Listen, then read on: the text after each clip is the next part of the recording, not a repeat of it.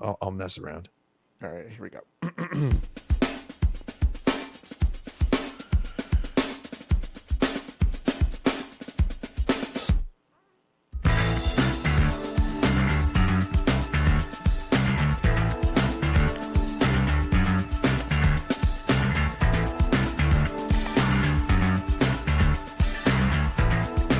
Oh, folks.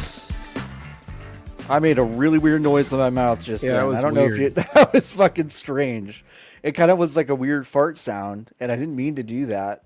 But some air got trapped between my lip and my gum. Yeah. Hi, folks. It's VG's Podcast, episode 42. Wow, can you believe we've been doing this for 42 years? I'm one of your hosts, John Warren. With me is my forever co-host in the Fandom Dungeon in San Francisco, California. It's Niki Grayson. And the sun is risen. The sun is up, and I can see the video games. Yeah, you can see the video games. You're not on the show floor yet, but you will be at some point soon. I will be in 1 hour. Okay, well, that's good. So we have you for about half an hour. That's great. It's enough time for us to riff with our very special guest this week. You can find this person over at youtube.com/@actionbutton, I believe, and discord.gg/actionbutton. It is the proprietor of Action Button.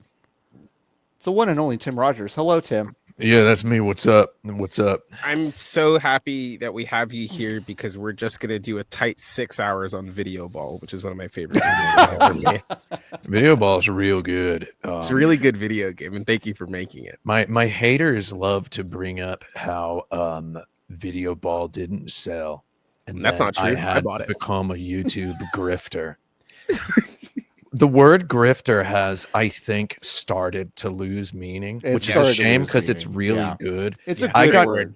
I got called a grifter for the first time last week. Wow. For my Boku no Natsuyasumi video in particular. And why? And I got called a grifter again about an hour ago. No, by a different person. So it's fresh. Twice now. It's happened twice now. Oh no! And nothing ever happens twice. That's just something they teach you in statistics class. Yeah, things can happen once, but not twice. Now hold on. Nothing ever happens twice. It's gonna happen. Think about again, it, Niki. Is what I'm saying. I'm saying it's gonna happen again. Oh, okay. The second happening is the beginning of a pattern. Yeah, it becomes more. I understand. It's just there are two types of people in the world. That's a joke about things not happening twice. There are two types of people in the world. There are people who think twice is not the beginning of a pattern. Mm-hmm. And then there's the visionaries. They understand. You know what I mean? Who see the world for what it really is. Yeah, the people who know. But what were we talking about right before the show? We were talking about the ultra wide monitor. Yeah, your big monitor. Yeah, because you just have a TV. Because we were talking about how Tim's got to look up at the camera. I've got to look down at the camera, and I have to look over here. Niki's looking kind of left, but you know what? Honestly, your setup works way better. No, this is way better. eye level, but I can't see y'all. Yeah, because the screen is over here. Well, yeah, that's true. We need to start getting screens behind, like cameras behind the screen. Yeah. Niki, you and I need to work on our setups, like to look like yours does now, honestly. Yes. Like when you let's do it together. It's a solvable product. The small business Elgato makes a bunch of great stuff. Yeah. And they make a teleprompter. Guys. They make a much better software than Corsair, their parent company. What's that about? Whose software crashes Adobe Premiere if it opens, which is really interesting to know. Why don't they just borrow the Elgato software for letting me map the buttons on my SCUF controller? They own SCUF and Corsair. I love this SCUF Envision Pro controller. This is my controller that I use for all my PC games and for when I'm playing games on my Mister. I really like this controller, but every time I touch this button, Adobe Premiere will crash. I have to make sure it's like over here at all times because for some reason IQ opens up. You touch that thing and you just get slapped in the face with Walmart like instantly. It's like a little Spotify thing widget pops up. Xbox Game Bar pops up. The Corsair IQ pops up. Nothing better than using the computer. Yeah, they asked me if I want to change my RGB levels. Man, it's just I get all sad about. But you've got. I was talking about though how I can't really get my camera in between my two monitors, and you mentioned that you've got one. It's 48-inch monitor, and my camera's up on top. It's not a monitor. You're describing a television. No, this technically, so it has the same OLED panel as the LG C1 series. Okay. Yeah. But it's an Asus branded product that has all sorts of computer monitor specific features to it. So it is a computer monitor, and it has way better speakers. If you ever check audio on speakers, for I do a lot of focus testing. Sure. One person focus group, and you want to test audio on phone earbuds. Yeah. The Bear Dynamic DT 1770 Pro headphones, which is by no means a mainstream experience, right? I didn't understand any of the words you said. Bear Dynamic. I got all these different, you want to test on all sorts of different audio environments, but I actually find myself sometimes occasionally just watching stuff with the speakers. Yeah. But it's got all these features that are it's nice. It's got like a gaming mode. It's got your HDR. It's got an FPS mode that's useful for when you're rotoscoping things in After Effects, because you can contrast gets all crazy, and you can really see the outlines. Yeah, now, you can see outlines real well. It's nice. I have found this monitor for half as much as it is everywhere else on a website called GameHub.com. Buy it right now? What's the monitor? Are you looking at the Asus? I'm looking at the no, this is the LG 48 GQ 900-B. So that's the same panel as the one I have. So it is technically the same monitor, but I think the Asus one just has more features. More gamer. It has more. It's got gamer features, but like I've said, they're pretty useful for doing content creation, productivity stuff. I occasionally will just watch Netflix or whatever on here at my desk instead of going literally. I live in New York City, so my 77-inch OLED is like literally right there. It's not. I can just slide my chair over there, and I'm watching, and I'm basically at the IMAX, but. I'll sit here and I'll just watch stuff on here while I'm eating my lunch. It's like, couldn't I just sit over there while eating my lunch? And it's not the same. It's not. It's like not same. It doesn't feel like lunch. No, it feels like a break, and I don't deserve that. Well, right? Like no, you should get those. I think you should get those. Yeah, you should get those. When I put my Star Trek: The Next Generation, I called it Netflix, but it's Paramount Plus. I'm doing basically my mom calling a goddamn Sprite a Coke. Right, like you want a Coke? What kind of Coke do you want? You want a Sprite? I'm like, in fairness, I don't think I've ever admitted to anyone that I watch Paramount Plus, even though I do. Oh, P Plus, I watch it a lot. I fired up P Plus this week to watch an episode of Hot in Cleveland.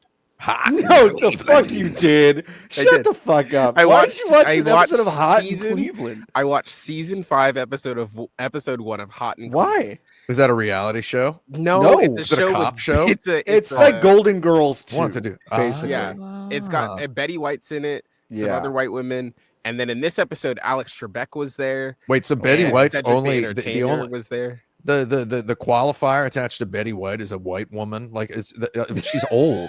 Like she was also like 100 years old. She was also very old in that show. Really old.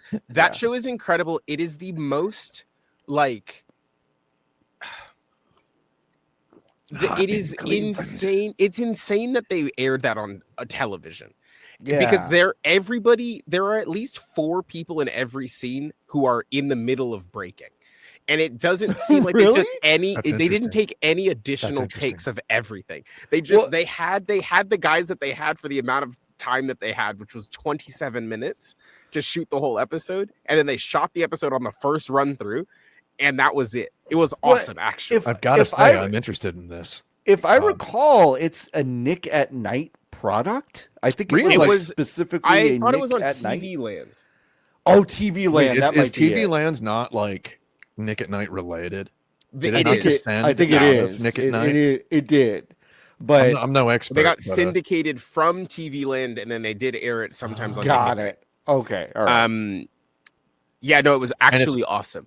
And it's on P+. It's on P+. I use P+ too. I've been watching through everything Star Trek because I'd never seen an episode of any Star Trek anything until last year. Okay. And then I mentioned that on like a live stream, and I instantly get people calling me of out. course. They're like, you haven't watched anything Star Trek. You're such a liar. Grifter. You're lying. You grifter. You're talking. You presuppose some sort of authority figure status in the video game world, and you're not you haven't seen any Star Trek, or the other. They come from another angle. They're like, you expect me to believe that? Wow. And it's like, I don't know, man.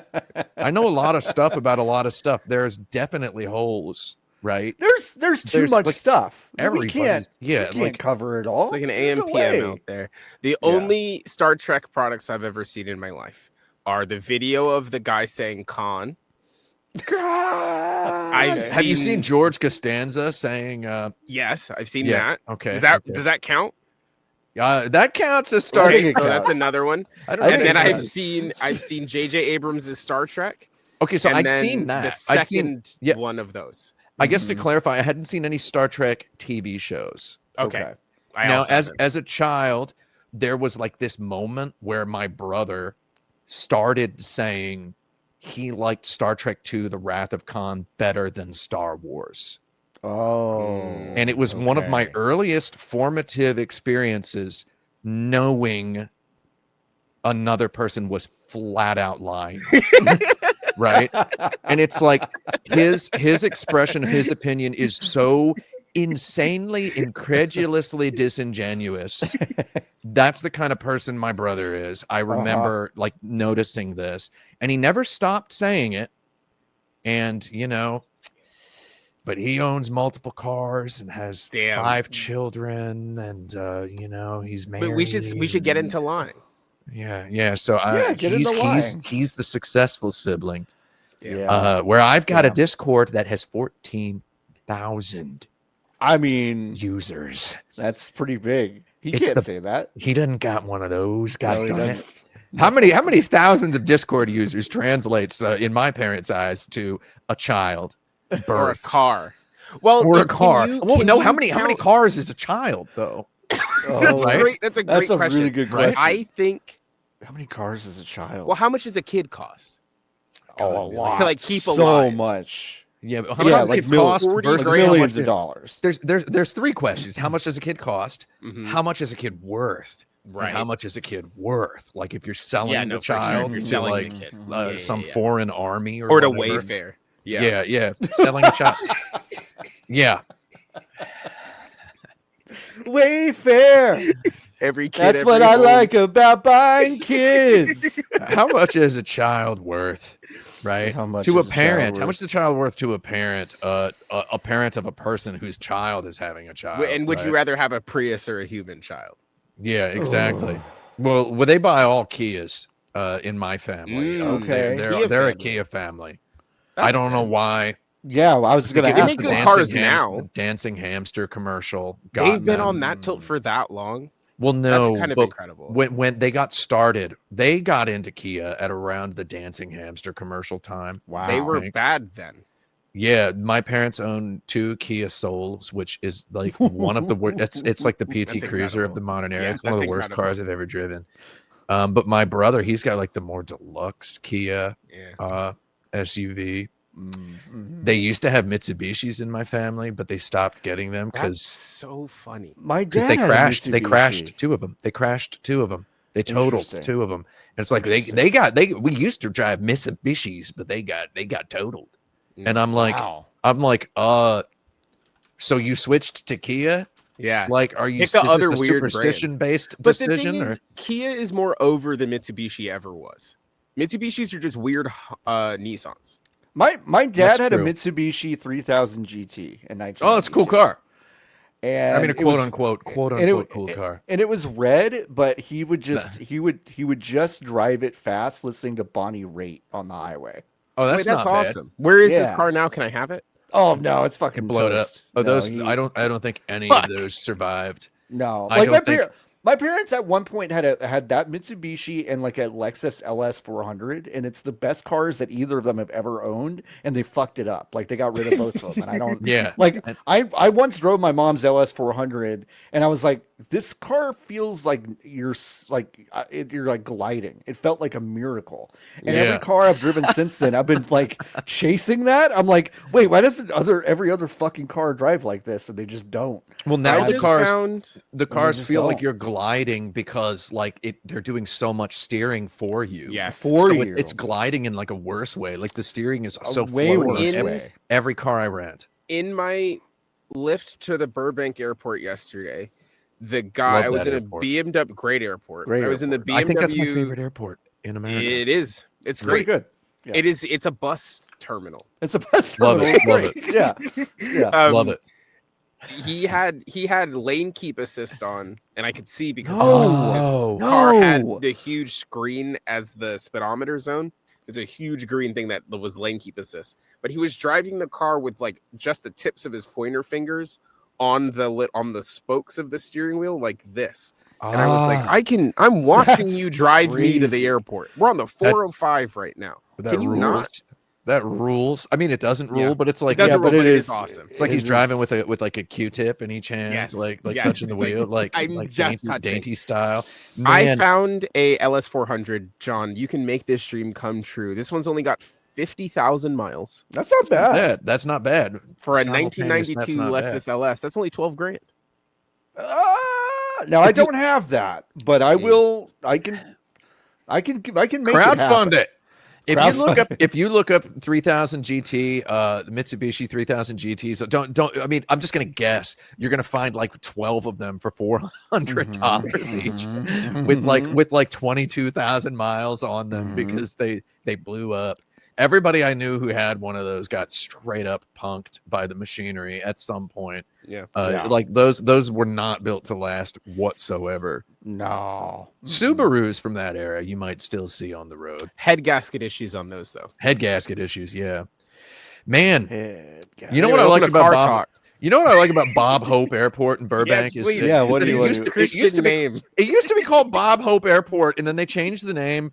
And I was saying to my friend, I was like, man, it sucks that they changed it to Hollywood from Bob Hope Airport. And then my friend goes, yeah, it did. You know, Bob Hope Airport did have a nice ring to it. And I'm like, yeah, it did. Burbank's a cool name, but Bob Hope, man, you got to respect Bob Hope. And my friend goes, yeah, but I mean, you know, it's kind of problematic to call an airport Bob Hope Airport. And I'm like, oh. Wait, is it? And then he goes, yeah, like it is, right? Like it is, right? And I'm like, I don't know. And then he's like, well, I mean, Bob Hope, like, I mean, you know, he's one of those guys from like he was like from the 40s. I'm like, yeah. And then it's like, he's probably, there was something about him, right? I remember hearing something a couple years ago, and I'm like, was there? And then he's like, I don't know if there was something. And then I'm like, I don't think there was. I have a pretty good memory of which celebrities have been ultra posthumously blasted, disgraced. Canceled. I have a pretty I don't think he's one of them. I don't think he's one of them. And then my friend's like, yeah, but like Christopher Columbus, that was like hundreds of years ago, and he only got super canceled recently. And I'm like, Bob Hope and Christopher Columbus are not the same guy at all. Different guys. No. Right? Yeah. So I'm just like having this, I'm like, at what point am I supposed to tell my friend who I've known for a long time that he's just he's hallucinating. He doesn't have to say everything. Yeah, that's true. I mean, listen, I was think it either. I was sad when I finally had to stop putting the 3 ships in my front yard, for Columbus Day. I was so sad about that. But I'm never gonna stop putting the USO show out there for Bob Hope Day. Yeah. I'm just never gonna do that. God, Bob Hope lived to be 100 years old. 100 years old. And in this house, we respect that. Your friend, though, I don't know. maybe your friend's thinking of John Wayne Airport in Orange County, which I do think is, like that. John Wayne Gacy Airport? John Wayne Gacy Ted Airport. Bundy Airport? Ted Bundy Airport? Al Bundy Airport. That guy was a misogynist. He didn't love his wife at all. My dad famously, when Ann and I lived in LA, my parents were like, we're going to come to Orange County and stay in, I don't know, some fucking hotel and come spend the weekend with us. We're like, okay. So we drive down to this hotel and we're sitting there having a drink at the bar and my parents are supposed to be there. And we're like, man, my parents must be running late, but it looks like their flight landed. And they call me and they go, well, your father somehow booked us to fly into Ontario. Which is so fucking Canada? Far. Oh. No, Ontario. Know. Yeah, but it's still like a 2-hour drive. So we had to sit there and we drank like 7 cocktails before my parents showed up. So, but they wanted to fly into John Wayne Airport. Somehow fucked that up. They wanted to see, the Duke. They really wanted to see they wanted to drive from Ontario, see the Duke on the way, and then get to the hotel, I guess. The Duke was the hero of Al Bundy. That's true. So that's true. Another married. He loved watching films with the Duke. Let me tell you something about Al Bundy. The guy loves toilets that flush, right? I have not seen a single episode of Married with Children since it was on television, and I hope I never do. You think that's on P+? Is it on P+? Because it's a Fox product, right? It's a Fox product. So it's probably it might be on Disney Plus. Is it on Disney Plus? Disney Plus. They've got The Simpsons. They've got Family Guy. They've got everything. They've got to have Married with Children. It is on Disney Plus. It is on Disney Plus. Yeah. Oh, well, all right. If I ever feel like hurting myself, I'll. It's maybe it's fine. Maybe it's probably not. It's probably not. It's just raunchy, stupid. The aesthetic. You know what it is? 11 seasons, huh? Yeah. It ran long. Wow. You know what that show is? This word just popped into my head. It is a proto cartoon. That's what it is. It's basically you could not make something like that now, but you could if it was a cartoon. If it was a cartoon, right? It was a cartoon, absolutely. So he loved toilets that flush.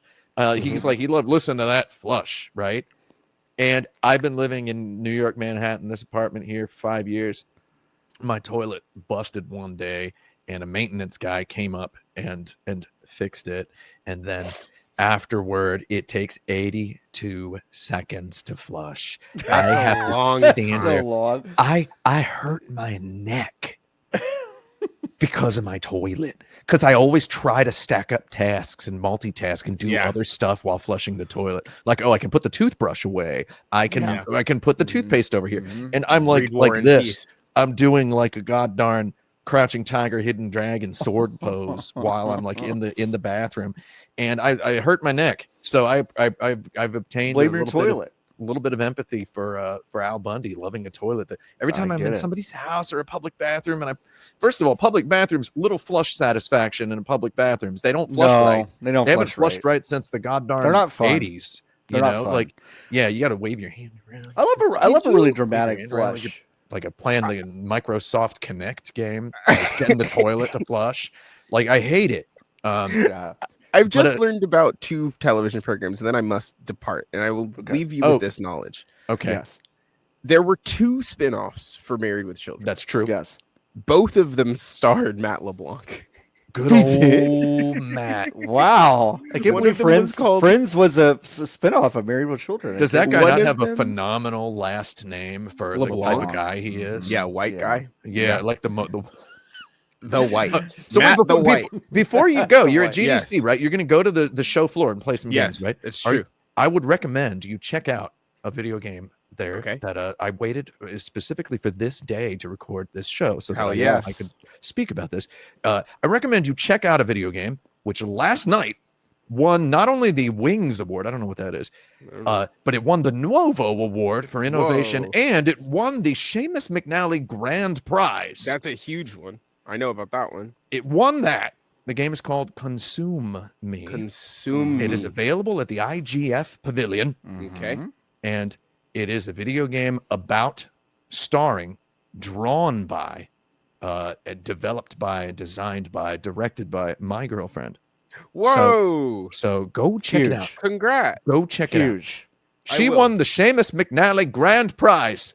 Congratulations! And then she asked the audience if anybody wanted to buy it for $10 million with this an idea that should have been a taker. That's a great idea. I wanted to help her workshop it as a joke. I was like, you should say, are there any publishers or investors watching who would like this award? Because this one's not for sale. But if you give me $10 million, you can I'll win you another. Yeah, right. That's perfect. And she got up there, and all she said was, "Does anybody want to buy this for $10 million?" And I'm like, "That's great. Got to do the full joke. You have the whole thing. So hard, right? Yeah, we worked so Brevity is the soul of wit. Is a line contained in an enormous work of Shakespeare. Okay, let's remember that.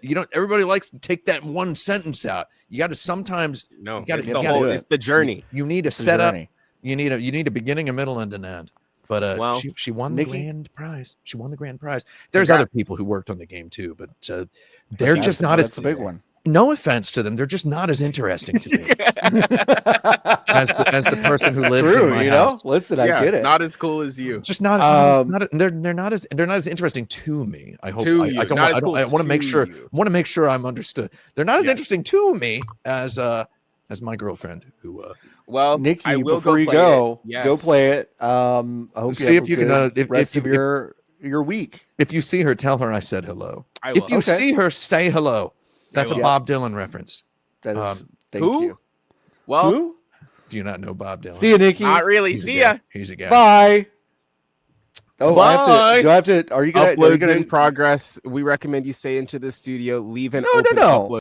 I'll just remove. Yeah, there you go. He's gone. But okay, very good, very good. Let me tell you something about my girlfriend winning the Seamus McNally Grand Prize. Yes. She has been obsessed with winning the Seamus McNally Grand Prize for like 3 years. Really? She's like, I want to win the Seamus McNally Grand Prize with this game. Right. And then every other day, she'll be like, I don't think it's going to win the Seamus McNally Grand Prize. If you look at this winner and you look at this winner. And then last year, a game won the Seamus McNally Grand Prize that was about it was about an Indian family and food, and it contained a muted color palette. And Mimsy, I call her Mimsy. That's not her real name, but I call her Mimsy. She has a real name. It's publicly available, but I have a clear record of not speaking it publicly. I feel like that's fair. Mimsy's game also has a muted color palette and is about food, and it's about a Chinese family.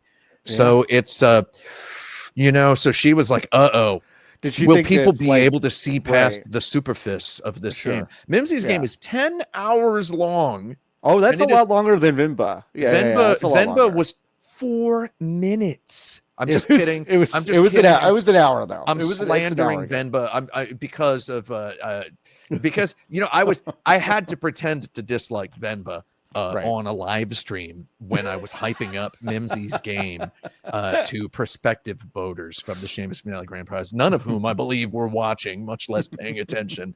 Though, so she's like, will they be able to see past the superfice into the? She didn't use the word superfice, but I'm using it now. Will they be able to see past the facade? She didn't use that word either. She didn't phrase it this way at all. She said, will they be able to see past the superficial similarities and recognize that my game is a 10-hour Persona like with all sorts of crazy stuff in there. It's part Tokimeki Memorial, part Boku no Natsuyasumi, part like all sorts of things are just intertwined all over this game. And I did my best to, for several years, set the world up to vote for this game to win the Seamus McNally Grand Prize, and it won. Why was I chose to review the games Tokimeki Memorial and Boku no Natsuyasumi specifically so that I could make a case for Mimsy's video game. Is that true? Maybe, but it's not untrue. Let me tell you. So for 3 years, she's been obsessed with winning the Seamus McNally Grand Prize, and I have had to repeatedly, hundreds of times over the last 3 years, say, man, those stupid awards, it's just a stupid circle jerk. It's just a bunch of goddamn nonsense. It's just a bunch of losers. Like, who cares? Meanwhile, thinking it would be pretty cool if she won the award. And then she did. Yeah. And that's all she wrote. That's incredible. She didn't thank me on stage. She thanked Bennett Foddy instead. Was that did you Foddy because he was her teacher? Yeah, well, Bennett's a great teacher. He's taught a lot of people. But the reason she didn't thank me was did you talk about this ahead of time? Like, no, because I had to. I'm goddamn the boss at the end of Metal Gear Solid 3 here. Right. Metal Gear Solid heads in the chat. We'll know what I'm talking about. I had to carry this whole.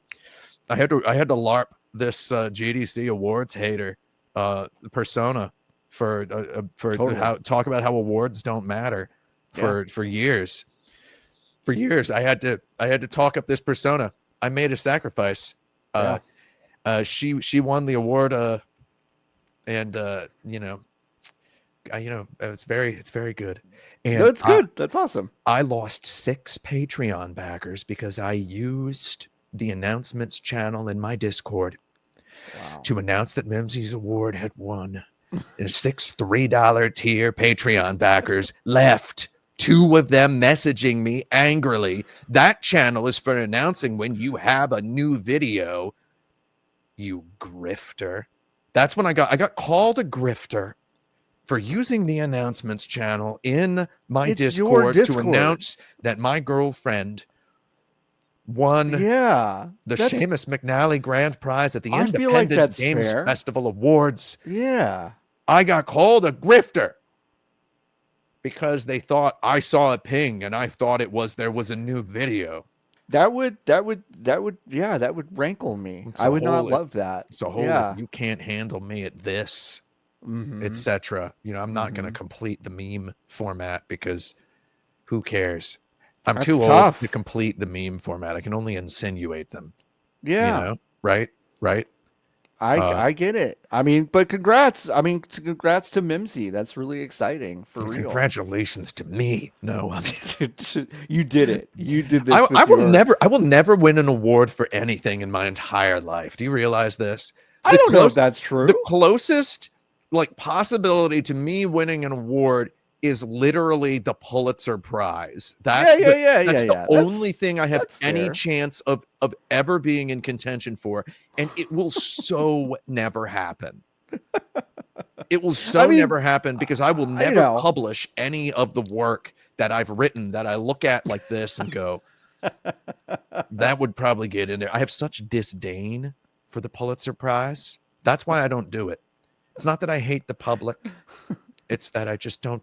You just don't respect the Pulitzer. I don't respect the Pulitzer. It's a circle jerk. Yeah, it's a circle jerk. Or am I just telling myself this? How many years am I going to tell myself this? Well, until you win it, and then you'll be like, I did it. This is the thing I wanted forever, and now it's mine. And I wouldn't show up to the ceremony because I would be in the middle of a live stream. That's on my Twitch channel. That's also a Bob Dylan reference about Bob Dylan not showing up for he showed up, didn't he? Did he show up? I don't know. Am I confused? He did. Well, he didn't show up. What for his Nobel Prize for Literature one that he got? Did he show up for that? He gave a speech at some point about it. I don't remember. He's on tour or whatever. He can't come. Yeah, he's like, I can't do this. Or except he said it in Bob Dylan's movie. I can't go. I gotta see that Bob Dylan movie, dude. With Timmy Chalamet. Yeah, you know what? I think that guy's all right. I think he is too. He's all right. I think he's all right. He seems fine. Yeah. Instagram really, really thinks I want to see interview clips of him. Oh, same. They gave up on everything. They gave up on suggesting everything. Yeah, I got a lot of his press tour on Instagram and TikTok. Yeah, all they want to do is they just you probably want to watch this, right? They used to show me girls. Like it used to be all Instagram reels that were like girls with like enormous posteriors. Girls with enormous buttocks. Like chopping vegetables or whatever, like from behind. Like I don't like that's the internet, I guess. And I never clicked on any of this stuff. And one day, because I'm like, how long is it going to keep recommending me this? Like the algorithm keeps trying different stuff, and now, as of right now, it's only Timothy Chalamet interview clips. Yeah, it's a lot of that. For weird, and the camera's scanning around to try to keep him in frame. For me, it's Timothy Chalamet, and it's also a meme song for LeBron James, based on "Man in the Mirror" by Michael Jackson. Okay. And it is literally every third TikTok I scroll, it is that. And you know what? Fair enough, because I've watched all of them, even though they're all the same. So that's on me. That's really my mistake. What do you think Michael Jackson was thinking about when he was writing the song about walking to the man in the mirror, about how it's time to make a change? I don't know. I wonder too. As it was, I remember when I was a kid and I saw that music video, it was very much about like African starving children were in vogue in the late 80s, early 90s, I feel like. I think that was kind of what the video was, but it's like, okay, you think about it for 5 minutes, it's like, what was he talking about? Yeah, what was he talking about? What was he talking about? Because he also had "Heal the World," right? Make it a better place. Yeah, right. Yeah, that's he had a lot of that. He had a lot of that trying stuff. to do not trying to do a Michael Jackson impression. Thank God. You don't need to do that. You don't need that heat. You know what? Michael Jackson had some hot tunes. He had some great songs. Oh, for sure. You ever smoke that Thriller, dude? Come on, smoke that Thriller. It's the best. It's so off the wall. You know, you get Off the Wall is really good. You get a couple of hot records from that guy. Dangerous was the first album I ever held in my hand to go buy. Dangerous, good record. First record you ever bought? It was, and then I think the second record was Ace of Base.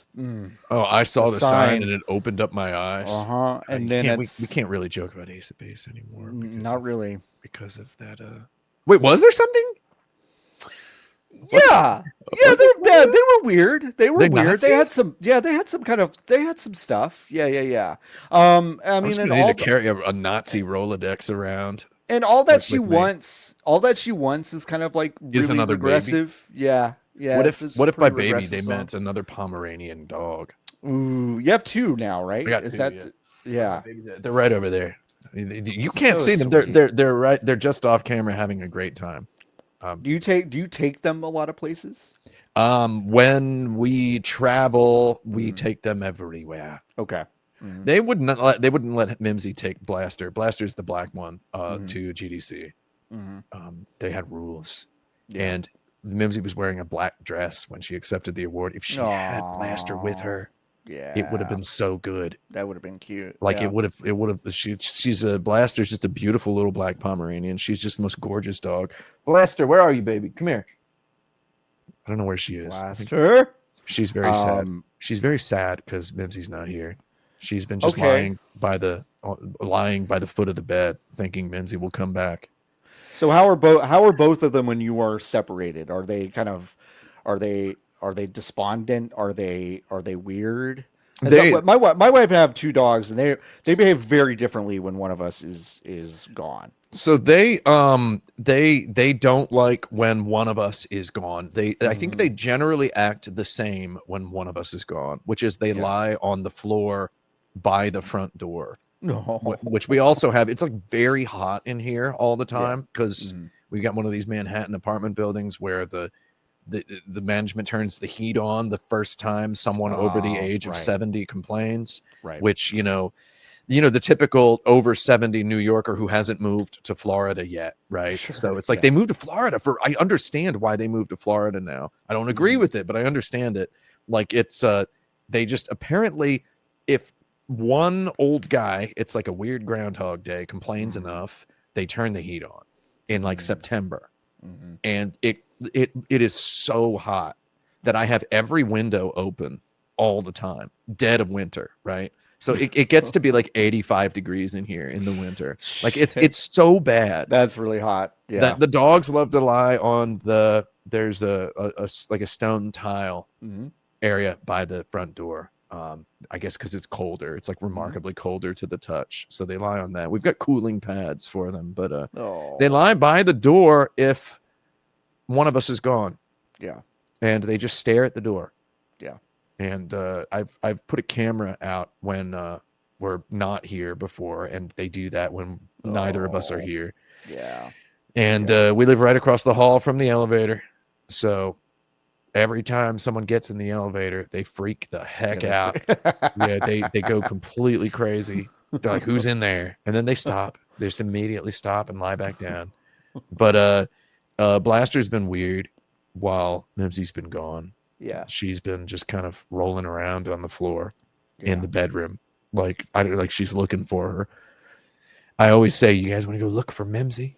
And we go outside, and they just like tug the leashes and run, and they're like, where is she? And then they're like, well, we've explored the exact perimeter of the apartment building.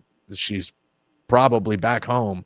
Probably. And then they start yanking the leash toward the elevator to get back in, and they blast into the apartment and check each room for about 3 seconds. Yeah. And then they go, oh, she's not here. Mm-hmm. And then they just resume being sad. It's really weird. Yeah. Yeah.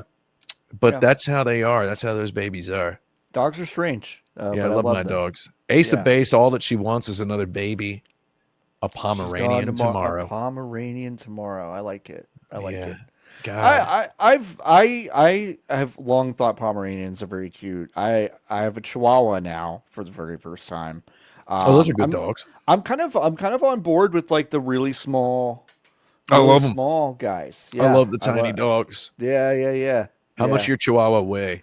8 pounds. He's fully grown. Yeah, so it's interesting. Like most Chihuahuas look smaller than my dogs, but my dogs are 6 and 7 pounds, right? Yeah, so like they're like 90% of the visual is hair.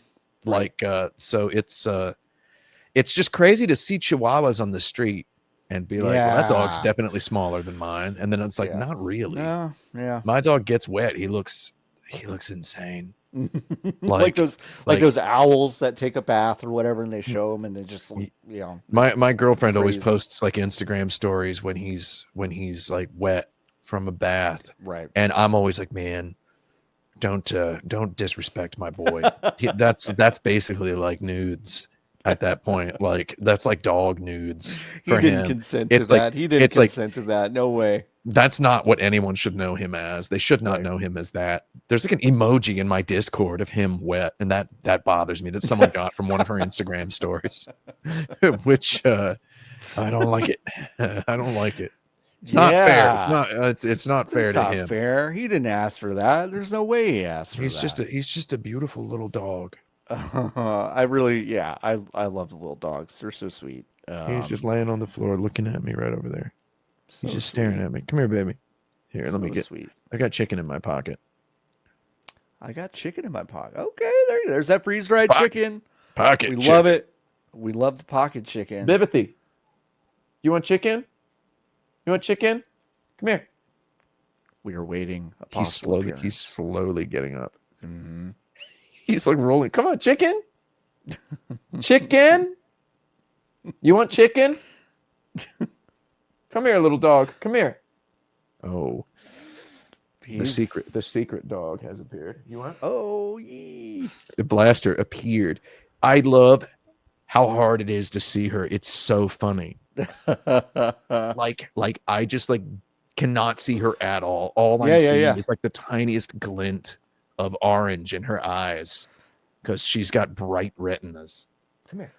Little spirited away soot monster. Come here. Hold on. Okay. Blaster, come here. We're awaiting an appearance from Blaster the Pomeranian. I asked. I mean, so this is, now. She's being a dirtbag. Yeah. Yeah. She ran away. She's got a problem with Mimsy not being here. To me, I think my experience is that there's an aloofness that comes with like desire. Like if I ever want Ravioli, the Chihuahua, to do anything, it's like if I ever want it, he's like, nah, I'm good. Yeah, God darn it. I'm good. I'm totally good. These dogs both go crazy for this chicken. She was coming for the chicken while I was just holding it down here. Right. I'm just gonna keep it held down. There you go. Maybe you'll get my own dogs. Yeah, you might get a bite. Blaster is normally the most affectionate dog possible. Like she's just like she'll sit in my lap for hours. I watched like the entire NFL season with this dog. Like just sits in my lap for the whole game. It's crazy. Are you a Colts fan? Are you a general? Oh no, I'm agnostic. You're agnostic, an agnostic NFL watcher. I don't. Sure. Yeah, I mean, I was rooting for the Eagles. Okay. Well, yeah, that was easy. Yeah. You know, but I don't. I try to just enjoy the game. Basically, whoever I bet on FanDuel and DraftKings and Caesars Sportsbook and MGM Sportsbook, that's who I'm just. I don't. Stake.com. I've never bet on sports. Yeah, but I never have either.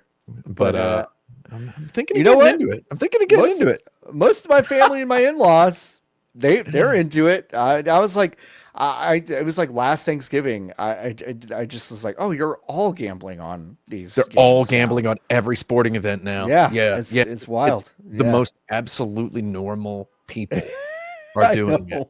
The most straight up normal people. Okay, so that's a good question. What is I think the hyper normalization of sports betting in America is kind of a once in history so far cultural event. I think there hasn't really been anything exactly, if we explore it with enough nuance, there hasn't been anything exactly like it. What is the hyper normalization of sports betting of video games? Like, I mean, it's easy to say something like Candy Crush, right? Like, yeah, I mean, like, I was gonna say there certainly a slew of free to play games is like an easy answer, but I don't know if that's exactly the same. I think it's something that hasn't happened yet. Yeah, and it's like, it's just so weird that it's now the main. It's super normal. It's advertised during sports with athletes. Yes, yeah, with Peyton athletes. Manning and his brother. Yeah, and whatever his little brother's name is. That's a joke. I know his little brother's name. But I mean, it's like, and I hate to sound like a weird prude, but it's like there is an erosion generally of, I feel like, ethical boundaries of just like all these athletes have like podcasts now. Like I'm a Dallas Cowboys fan, which I feel bad about constantly. But that's like a good idea. Their best player he has a podcast every Monday and he just like talks about the rest of the league. And I'm like, dude, you got your ass kicked yesterday. like I'm just always kind of in awe of like the weird, like, I don't know what like that to me is almost as weird as anything else, of this kind of like, I totally think that athletes should be training for whatever comes next, because sports are fucking cruel and it's really hard to like have something lined up afterward if you're not preparing for it. But like the Draymond Greens and the Micah Parsons of the world who like have their podcast as they're fucking up in their own sport is crazy to me. It's really interesting. So I don't know, but in the same vein, it's like, yeah, you tune in every morning, you see the betting lines, and people are like, oh well, you know, and it's just it's odd. It's very strange. If there's a game on and you're out of the house and you want to know the score, it used to be, you just Googled the name of one of the teams. Like you type Cowboys into the URL bar of Safari on your iPhone and press enter. And the very first thing you see is the score in the Dallas Cowboys game that's happening right now, because Google was at least that smart. It used to be. I'm saying it used to be about a year ago, right? Like I'm saying 2023. I'm using the phrase "it used to be" about 2 years ago, right? Yeah. Where it's like, now you type that and you get all sorts of betting stuff that I honestly, again, I don't know everything about everything. I don't really know the stuff about what the gambling stuff means. I don't know what the numbers mean.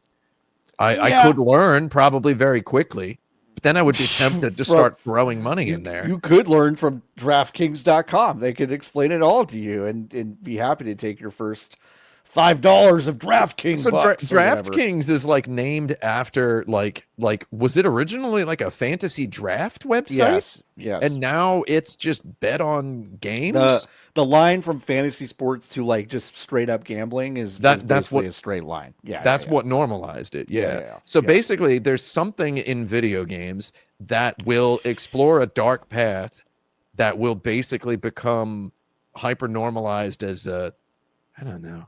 Do you think? I mean, like I don't know if it's not microtransactions, just from the standpoint of like they're still enormously successful from normal people. Like when I talk to that's true. When I talk to my nieces and nephews, or my step nieces, or my nieces and nephews in law, last Thanksgiving, they were talking about buying the $10 shoes on Fortnite and like all that stuff. Like they were talking about they want the stuff, and it's like, these are normal people. Like when you go on Reddit and you see a bunch of like gamers getting mad at microtransactions, they're not real people. Yeah, they're internet loud people. Yeah, they're internet people, and I'm like, and I appreciate that people speak out about this stuff, but like the ship has fucking sailed for the most part. I think. Yeah, I mean, I remember the outrage about the Oblivion horse armor. Yeah, right. Yeah, so the Oblivion horse armor was like, it was crazy. Yeah. How angry people were. Yeah. On internet really forums and in comments on like Kotaku articles. People it was as though they had never been introduced to a single injustice in their entire life. And many of them maybe hadn't. Yeah, maybe not. Like, and it was as though they had never been a part of something just so offensive, so galling to their sensibilities. People were so histrionically, hysterically, freakishly, theatrically, dramatically upset at the horse armor existing in Oblivion. Yeah. All they wanted was people proposed things like, just let me win it in the game. Right. Just let me win it. Give me a shot, coach. Right. And it's just, that's all they wanted. And I was working at Sony Computer Entertainment Japan at around that time. And what did I do there? None of your business. We don't need to talk about what I did. I'd die if I started talking about what my job was. I wouldn't be killed. I would just die. And I remember that around this time, Sony was talking about making a Gran Turismo. Do you remember this? For the PlayStation 3, where you got to buy the cars. Yep. For dollars. You got to buy the cars for dollars. Yeah. You got to pay human Earth dollars for your cars, or yen if you're in Japan, right? Or won if you're in Korea. And they didn't currently sell games in China at the time, so there was none of that. English pound sterling. To buy an Aston Martin for some pound sterling, governor, right? You could do that. They were talking about this around like horse armor time. Yeah. A little before horse armor time and a little bit after. Yeah. And eventually it was scrapped, right? Gran Turismo 5 was going to be a game where you buy the cars, right? You remember this? I remember. Yeah.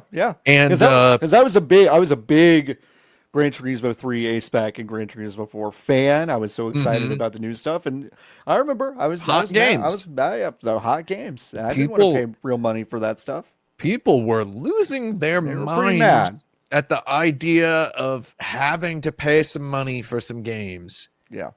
Or for some cars.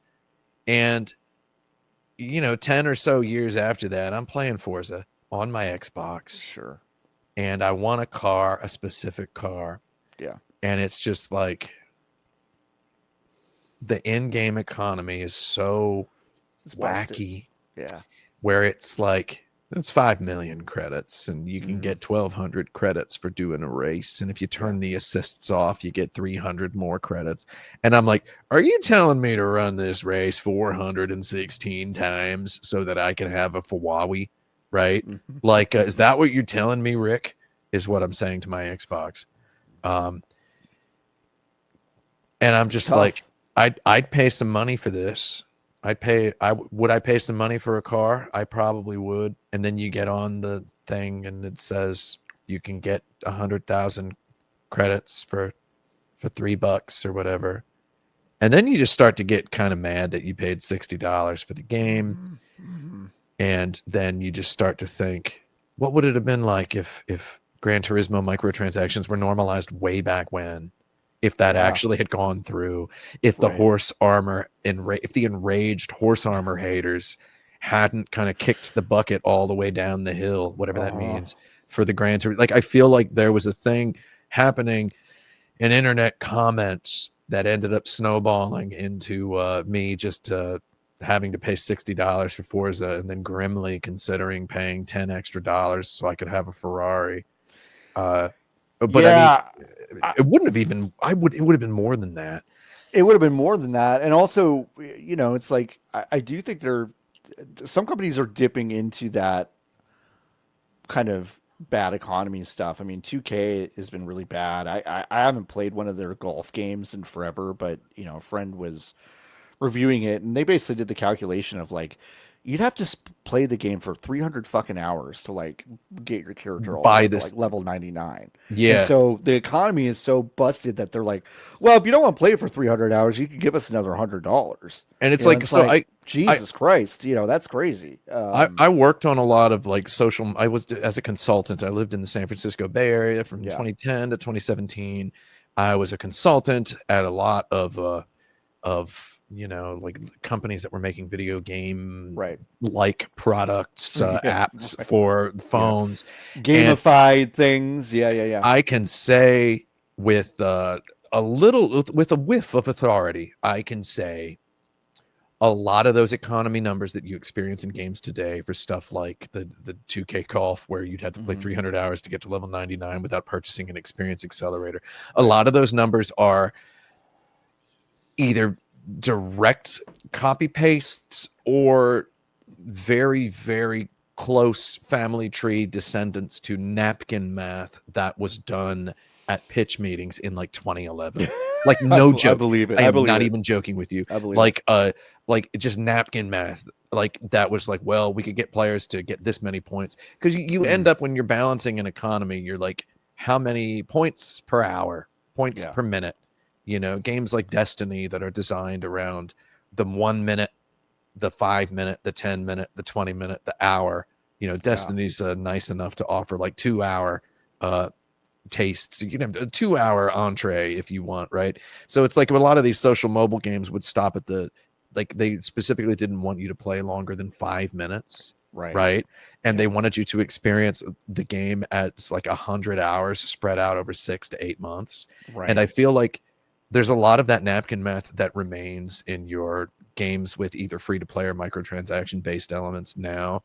And there was a big uproar about loot boxes a couple years back, and there's, you know, they take it to the Supreme Court and the FTC and the, you know, and the SEC and all of the and the NEC. They got the PC engine in there, right? They get everything going about the loot boxes, the parents, you know, there's like, you know, the Angry Mothers League or whatever it's called. Just like parents, the PTA is going crazy. Paul Thomas Anderson is going crazy. Paul Thomas Anderson's fucking mad. He's getting angry. So mad. He's like losing his mind about they're warping the minds of our children. It's gambling. How is this different from gambling? And it's like, it's been hyper normalized to a point where I just remember saying and getting kind of roundly laughed at in a lot of meetings that it's like, when's there going to be a AAA free-to-play game? And someone's like, oh, there's never going to be a AAA free-to-play game. The premium models. But now you got like Genshin Impact, and you've got Hoyoverse, and you've got a lot of these other games. Like, I thought Black Myth Wukong was free-to-play. You did? For like 9 months, when I finally decided to play it so that I could have something to say about the games of the year. I was like, I got to pay $70 for this? Like, what? I thought it was free. I thought I could like buy armor for the monkey. I thought I could buy like new tiaras for him or whatever. I thought I could like pimp my monkey with tiaras. I didn't know that I had to buy the game and then I managed. Yeah. I managed to purchase the game so that I could have really depressing things to say about it. It's not. I didn't really enjoy it. I didn't enjoy it. What are they feeding the action game designers now? I don't know. What are they feeding them? That game was. What are they eating? That game was so at the middle and at the center of like a fucking culture war bullshit thing that I think I hate this stuff. It's so bad, and it's like I hate it. And it was such at the center of that I was just like, my conclusion was just like, I don't know if this is notable enough to be in any conversation about. I used to use as a game designer, I used the word sticky. There's no stickies. The people today, gamers, they say hit stop or hit stun. Right. But I like the word stickies. Yeah. I like to say stickies. There's no stickies in it. And it is so hungry for stickies. Yeah. It's like you're goddamn swishing a big old chopstick through golems made of water, it's just the unflinching kind of monsters. this weightless kind of weird feeling. It's not good. I have never seen so many evidently tens of millions of dollars just bucket poured upon something so frictionless and weightless and joyless. I hate this. What am I? This is game. Welcome back to the game of the year 2024. I also just like laughably, comically could not chill at all with Stellar Blade. I'm a super taster of action games. I have played Castlevania Dracula X Rondo of Blood for about 2,000 hours of my life. I know more about Castlevania Dracula X Rondo of Blood than I know about anything on Earth. And I can tell you,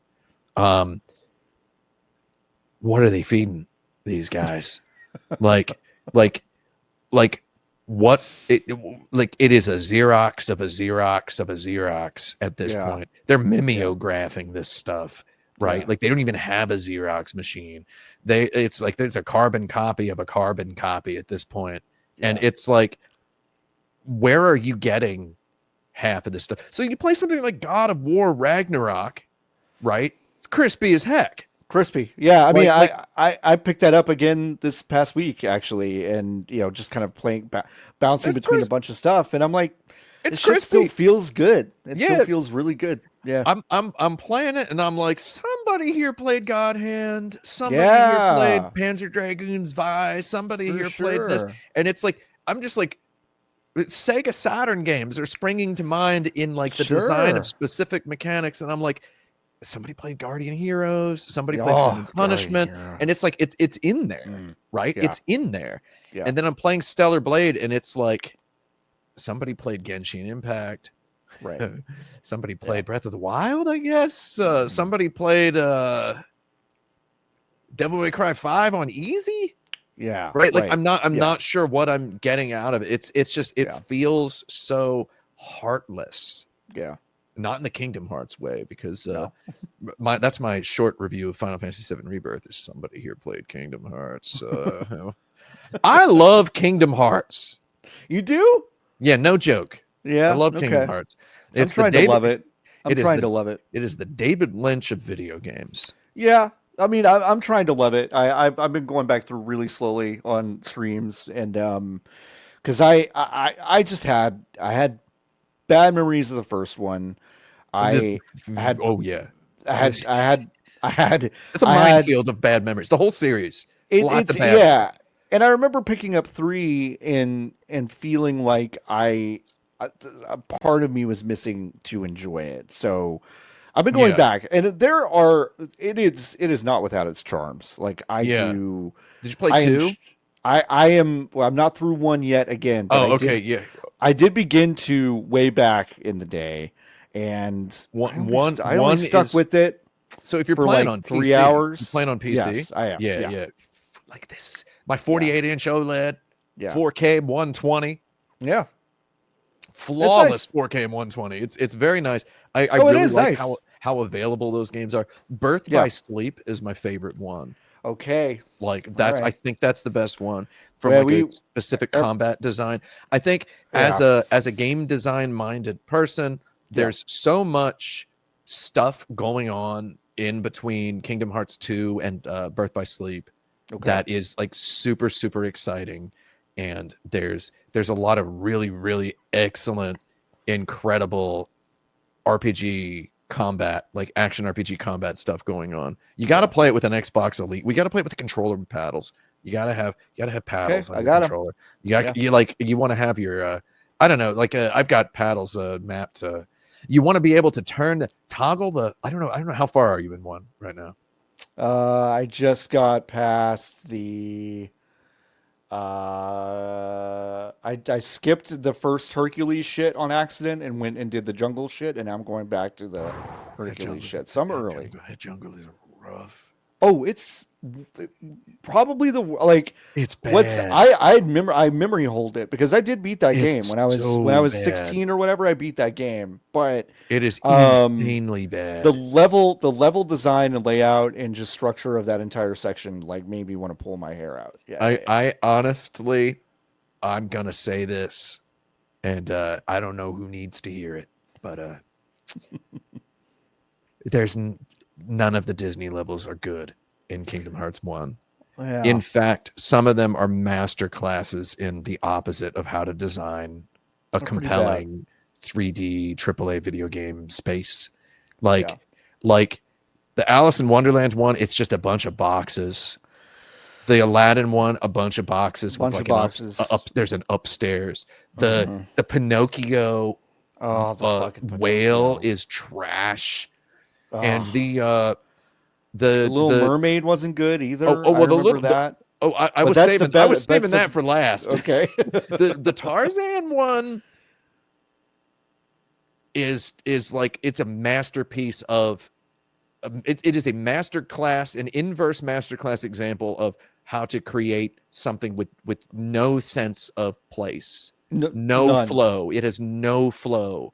Like it is incredible. It's like my toilet.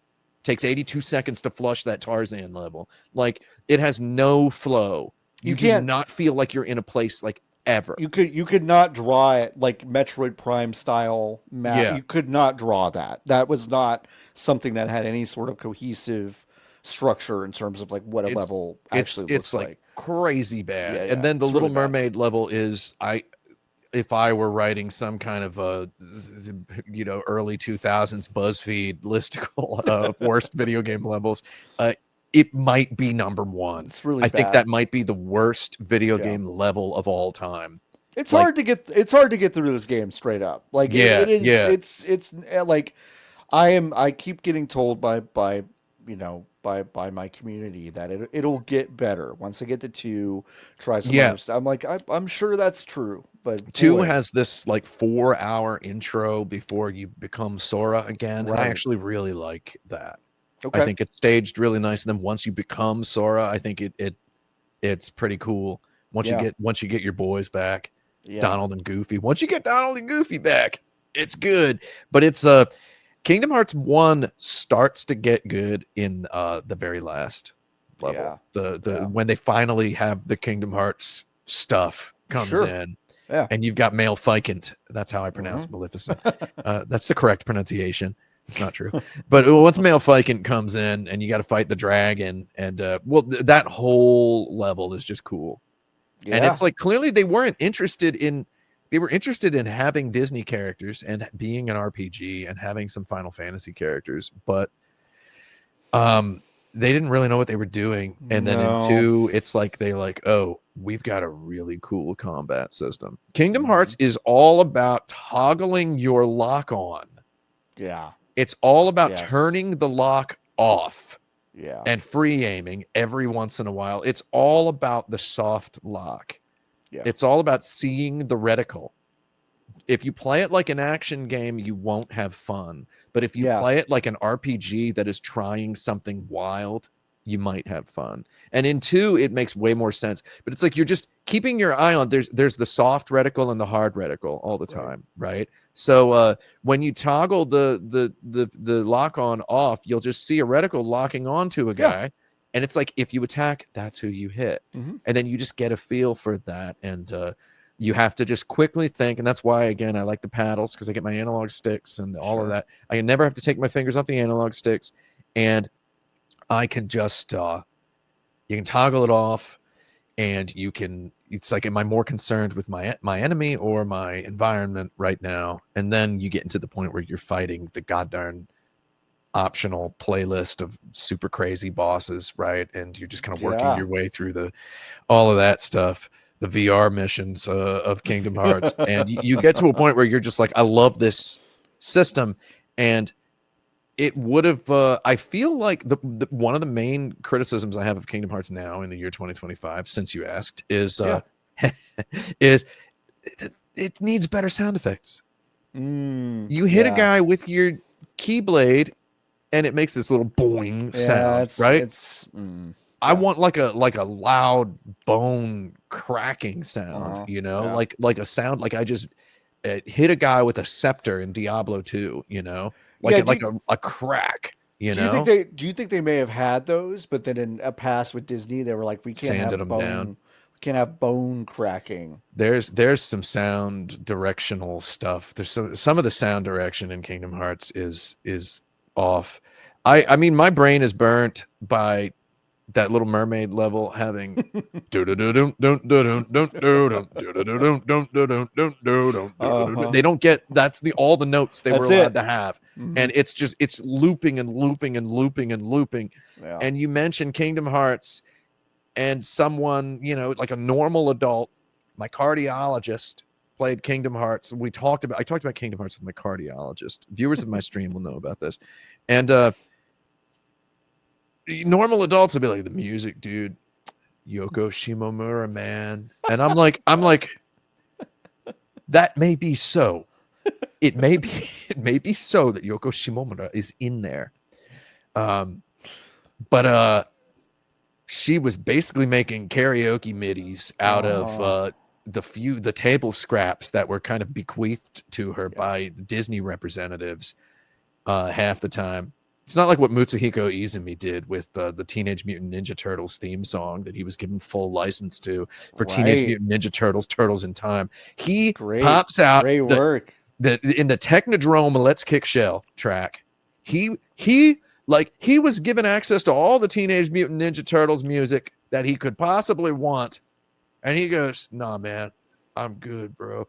Right? And then in the middle of Technodrome Let's Kick Shell, in the middle of just the sickest, most freakishly, disgustingly beautiful track in beat-em-up video game history, Mitsuhiko Izumi, lord of the Konami Sounds team, he of Beatmania, he just drops the Heroes in a Half Shell, Turtle Power, like right in the middle, right? But it's played with this shredded, shredding, like reverb drenched, disgustingly hideous guitar synth, and it comes like in the middle of the track with a beat drop, and it's just perfect. Incredible.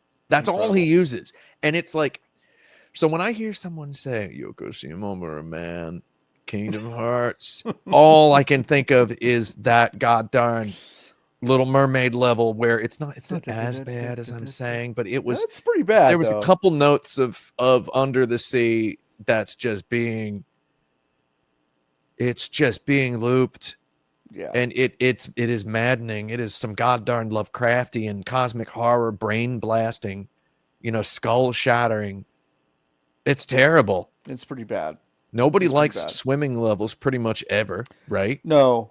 There's some good ones, but we don't need to talk about them, right? But that is a bad swimming level. It's a bad one. That's a bad one. I'm struggling coming up with. Well, I mean, there's some Donkey Kong Country ones I think are okay, but that's about. Yeah. Donkey Kong Country. It almost one might even say that that's kind of a better game. When you're underwater in Donkey Kong Country, because you know what, Donkey Kong, it's a little. You know, they go for the realism in the graphics, but he doesn't have to breathe. Yeah. Why doesn't he have to breathe? I like that he doesn't have to breathe. I like that Mario doesn't have to breathe in the old Marios. Once they made Mario have to breathe. Well, it's fucked up too, because when he drowns in Mario 64, that's really, really It's disturbing. It's really disturbing. Yeah.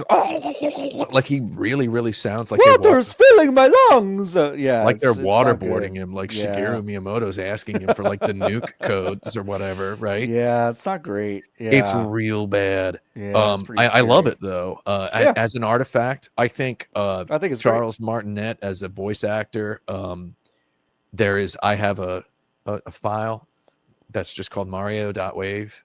It's the internal name for it is Mario Takes Damage from Super Mario 64, where he goes, oh! Right? And it's this inimitable sound, and it is my favorite piece of voice acting. It's really good. Like in any video game ever. Like it's like this. Brevity, the soul of wit, right there. There is so much wit in that. I mean, that guy, you ever met that guy? Guy's weird. I haven't. Guy's weird. Guy's weird as heck. I believe it. No offense to him. Charlie, if you're listening, use a weird offense, Charlie. Use a weird one, Charlie. Yeah. Use a weird one. Did you ever see like the Conan O'Brien interviewing Charles Martin? Yeah. Oh yeah. Oh yeah. I mean, that was really my first exposure to like, oh, this guy's pretty weird, huh? Yeah. I mean, I think someone should tell him you're not supposed to eat the cocaine. Just rub it on the gums. Don't eat it. Don't eat the whole thing. Not with a spoon, Chuck. Put the spoon away. Did you obviously I know how you feel about Final Fantasy VII Remake. What about Rebirth? Did you enjoy that? Didn't play it. No way. I am waiting. I was waiting. I was waiting for free time.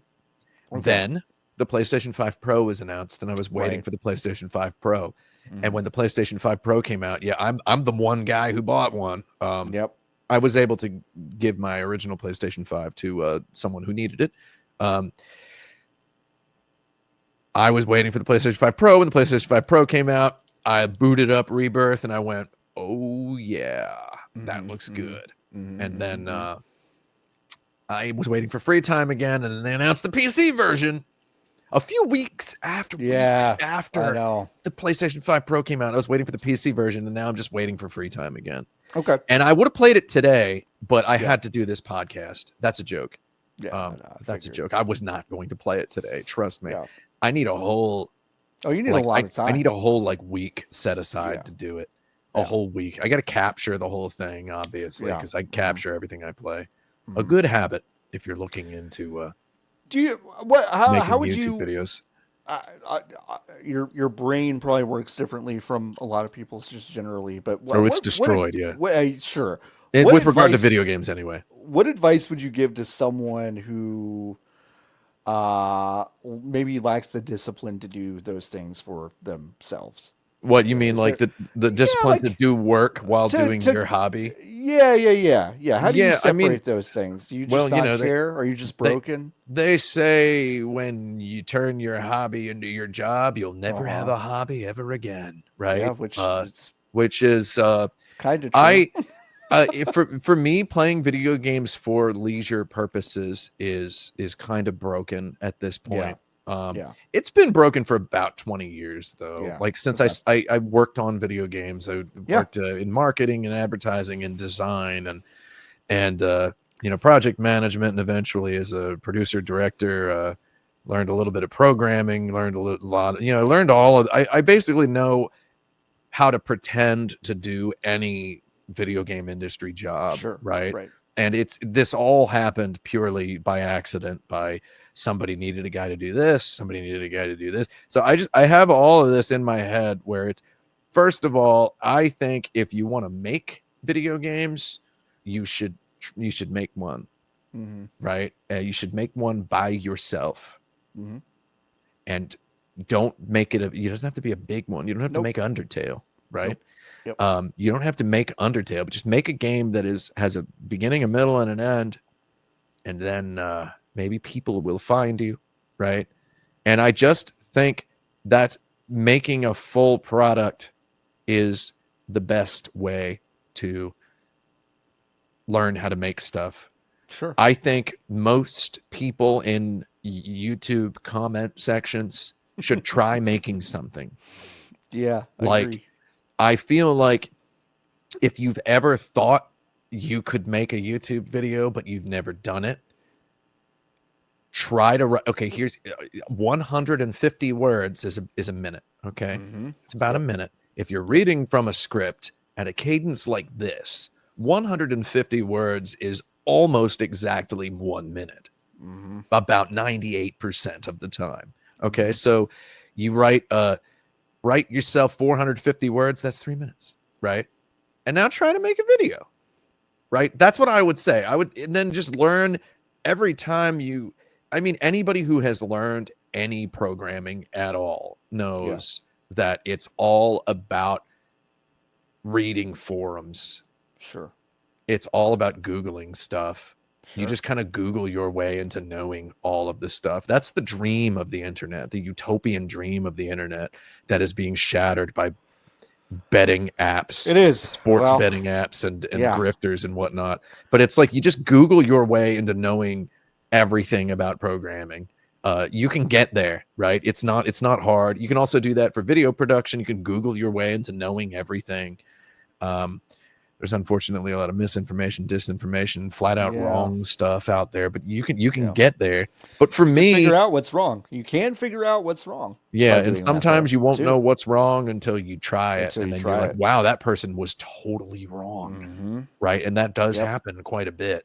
I've recently, my YouTube recommendations is all like camera stuff. Really? Okay. And I estimate that half of YouTube is guys talking about how to make YouTube videos.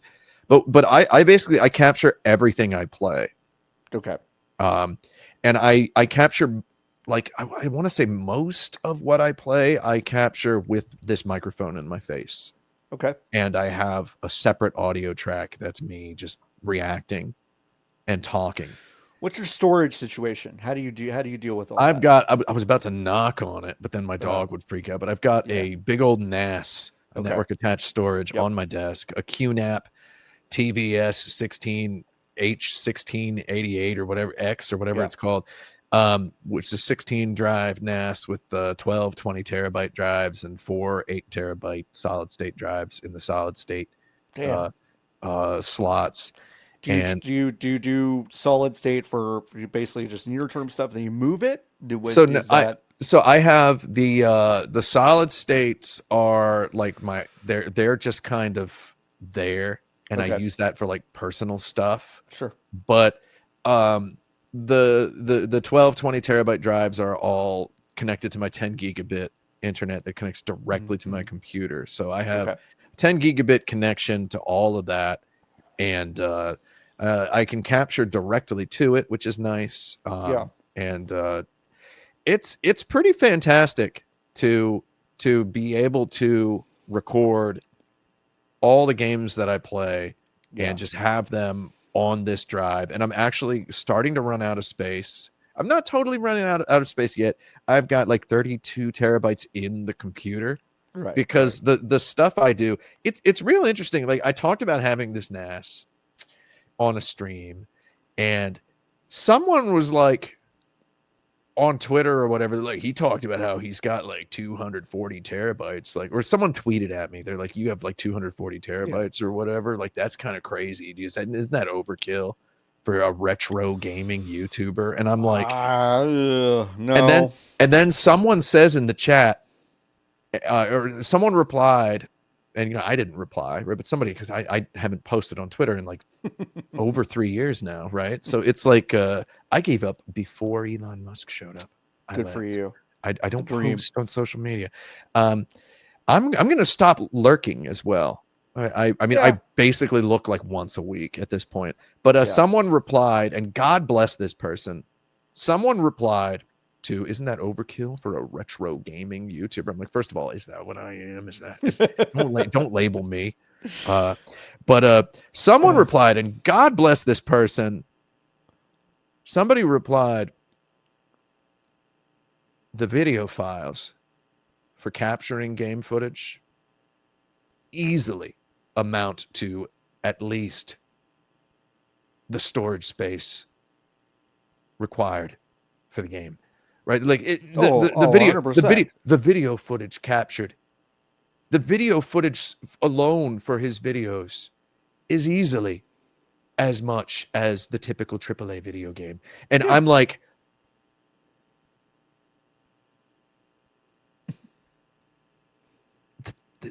video games are like what? They're like 100 gigabytes now. Yeah. Video I'm working on right now is 82 terabytes, man. Like what do you like? I mean, I appreciate it. But again, this is why I say try making a thing, right? Right. Is try being familiar with all the aspects of stuff being made. It's this person was defending me, and I'm nitpicking someone who was defending me, but it's like I capped the entirety of my Breath of the Wild and my Tears of the Kingdom playthroughs, and it's like that was it's terabytes. That's a lot. Even at Nintendo's 30 FPS. 30 FPS. No, for real. I mean, all of my Breath of the Wild is captured at 60 FPS because I have myself on camera because it was all done live, right? So I'm not going to have myself on camera at 30 FPS, right? No, of course not. So my file sizes are double what they probably should be. Because I love 60. What are you thinking about? Are we going to be playing? I didn't beat Tears of the Kingdom, and you know why? You know why? Because I received a text message that told me you're going to hear a Switch 2 rumor real soon. Oh yeah. Oh, I believe that. And it's true. Is what I got told back in like September of last year, right? Yeah. And like, you're going to hear it, and it's true. And then the rumor did arrive, and it was true. So my buddy who's the text message, it wasn't like a random text message from a robot or whatever. It was a person I know who is right about a lot of stuff, right? So I'm not going to reveal my source here. No, don't do that. I'm not a journalist, and I never have been, and I've never called myself a journalist. But I don't rat on my sources. But my buddy was like, "You're going to hear a rumor about the Switch 2," and dude, this one's true. And then my source was correct, and I'm not going to be top K until the Switch 2 it will be brought to me and placed at my feet. I think that's fair. I mean, it's one of those things where I think those games are going to be really, really nice on Switch 2. Obviously, all the sickos that have been running it on emulation, which I've watched a ton of. I've tried that myself. I've tried it, and I'm just like, it doesn't feel right. It doesn't feel right to me. It doesn't feel right because it's a slippery slope. Because you start running it on an emulation, and you're like, "Oh, what mods am I going to put on here now?" It's odd. I'm a big emulation booster, but for some reason that when some of those felt odd. But do you own a Mister? I don't. You should get one. I've been thinking about it. Let's get you a Mister. All right, give me a Mister. I'll get you in touch with my guy. Yeah, get me in touch with the guy. Please. I'll get you in touch with your guy. But I've sold so many Misters. There is a Mister on set at a popular television show because of me.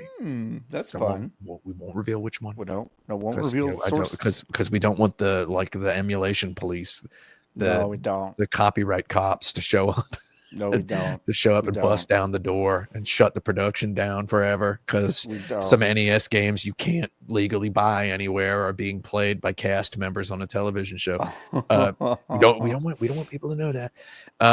But it's I'm a big emulation guy, but I'm also a bit of a walled garden fan. I'm also I'm a bit of a fan of the game being exactly how it's available. It's in stores. If I go to Target, there's Tears of the Kingdom. Like, I feel like I should be playing it on that device. Does that make me a narc? I don't know. No, I think I'm very agnostic about what other people choose to do, but I'm very much the same way. Like, if it is available to me, I typically play it in that form. Like, I'm good with that. I think I get squeamish if like the Tony Hawk 3 and 4 remaster is a good remake or whatever the fuck you want to call it. Is a decent example of like they've changed big parts of it. They've taken out the career mode. They've added some new music, which is like interesting, but it's also not the game that I remember. So there's this weird thing of like, and it's also like, the pixel remasters for Final Fantasy. Everyone's like waiting for that and all that, and I'm just kind of like, This shit is so available right now. It's so available without having to give them more money for a thing that is arguably not as interesting to me. So I don't know. There's something neat about the Pixel remasters, but I can't quite put my finger on what it is because I just love those originals so much. I love the originals a lot too. I mean, I like the music in those Pixel remasters. Yeah, good music, really cool. Really good cool music. Yeah, they did a heck of a job. I got that music. I've listened to that music apart from the games. Yeah. I can confess that live here on this recording. I can confess that I've listened to Final Fantasy music outside of the games before. I've done it. I've never. People are gonna think that's really weird, but okay, Tim. I've never driven a car with Dancing Mad playing, but I have driven a car with One Winged Angel on. Hell yeah. You ever been like standing around or like just like sitting in a restaurant, sipping a cappuccino or whatever, sipping a little espresso at a restaurant, and somebody drives by in like a Maserati with One Winged Angel blasting? That's happened to me. It was literally a Maserati. That's pretty great. Yeah, just drive by. I was sitting drinking a little cup of coffee. Yeah, on the street outside the Blue Bottle Coffee by Columbia University. I was just sipping a little coffee, and then Maserati drove by blasting One Winged Angel. I've listened to the Man with the Machine Gun a lot on highways. Have you listened to Crazy Motorcycle Chase on a highway? I have. Yeah. No, it's good. That track name's a little too on the nose for me. It's too on the nose. I know. Yeah, I agree. It's like you could have. You could tell when they were getting to the end of the cycle. It's like hire a consultant to name your tracks. We need to put these in the can and get them in the game. What is it called? Crazy Motorcycle Chase. I don't know. It's fine. You want to know something I've never spoken about in public? I don't believe. What? Well, I've mentioned this before, but never. I haven't really given myself enough credit. Is if you look at the No More Heroes original soundtrack, I named all the tracks. Really? Yeah, I named every single track, and I had 1 hour to do it. Well, so how did you do that? Masafumi Takada came up to my desk, and he's like, "Oh my god, okay." The record label guy just thinks my track titles are bad, and I'm like, "Well, let me take a look at them," and it's like. Boss battle, right? And I'm like, okay. And then he's like, can you just let's do something, make it weird, spruce it up? And I'm like, make it weird, like how? And then he's like, I don't know, just imagine like if Goichi Suda spoke fluent English, what would he name the tracks? And I was like, man, I'm just gonna be me and name the tracks. And I named them all. So I named them all. I named all the tracks, and nobody has ever asked me about it or asked, is that you? I'm in the liner notes. Liner notes as Godfather, which is kind of cool. That is cool. I'm the godfather of the No More Heroes soundtrack. Wow. Natsuke Oya is my credit. So I'm in there. It's my only credit. My haters love to point out that I'm not credited on any of the Grasshopper games I worked on because I left... Crediting is so weird, though. It's so wild. They just, Goichi Suda didn't like rip my name out of the book.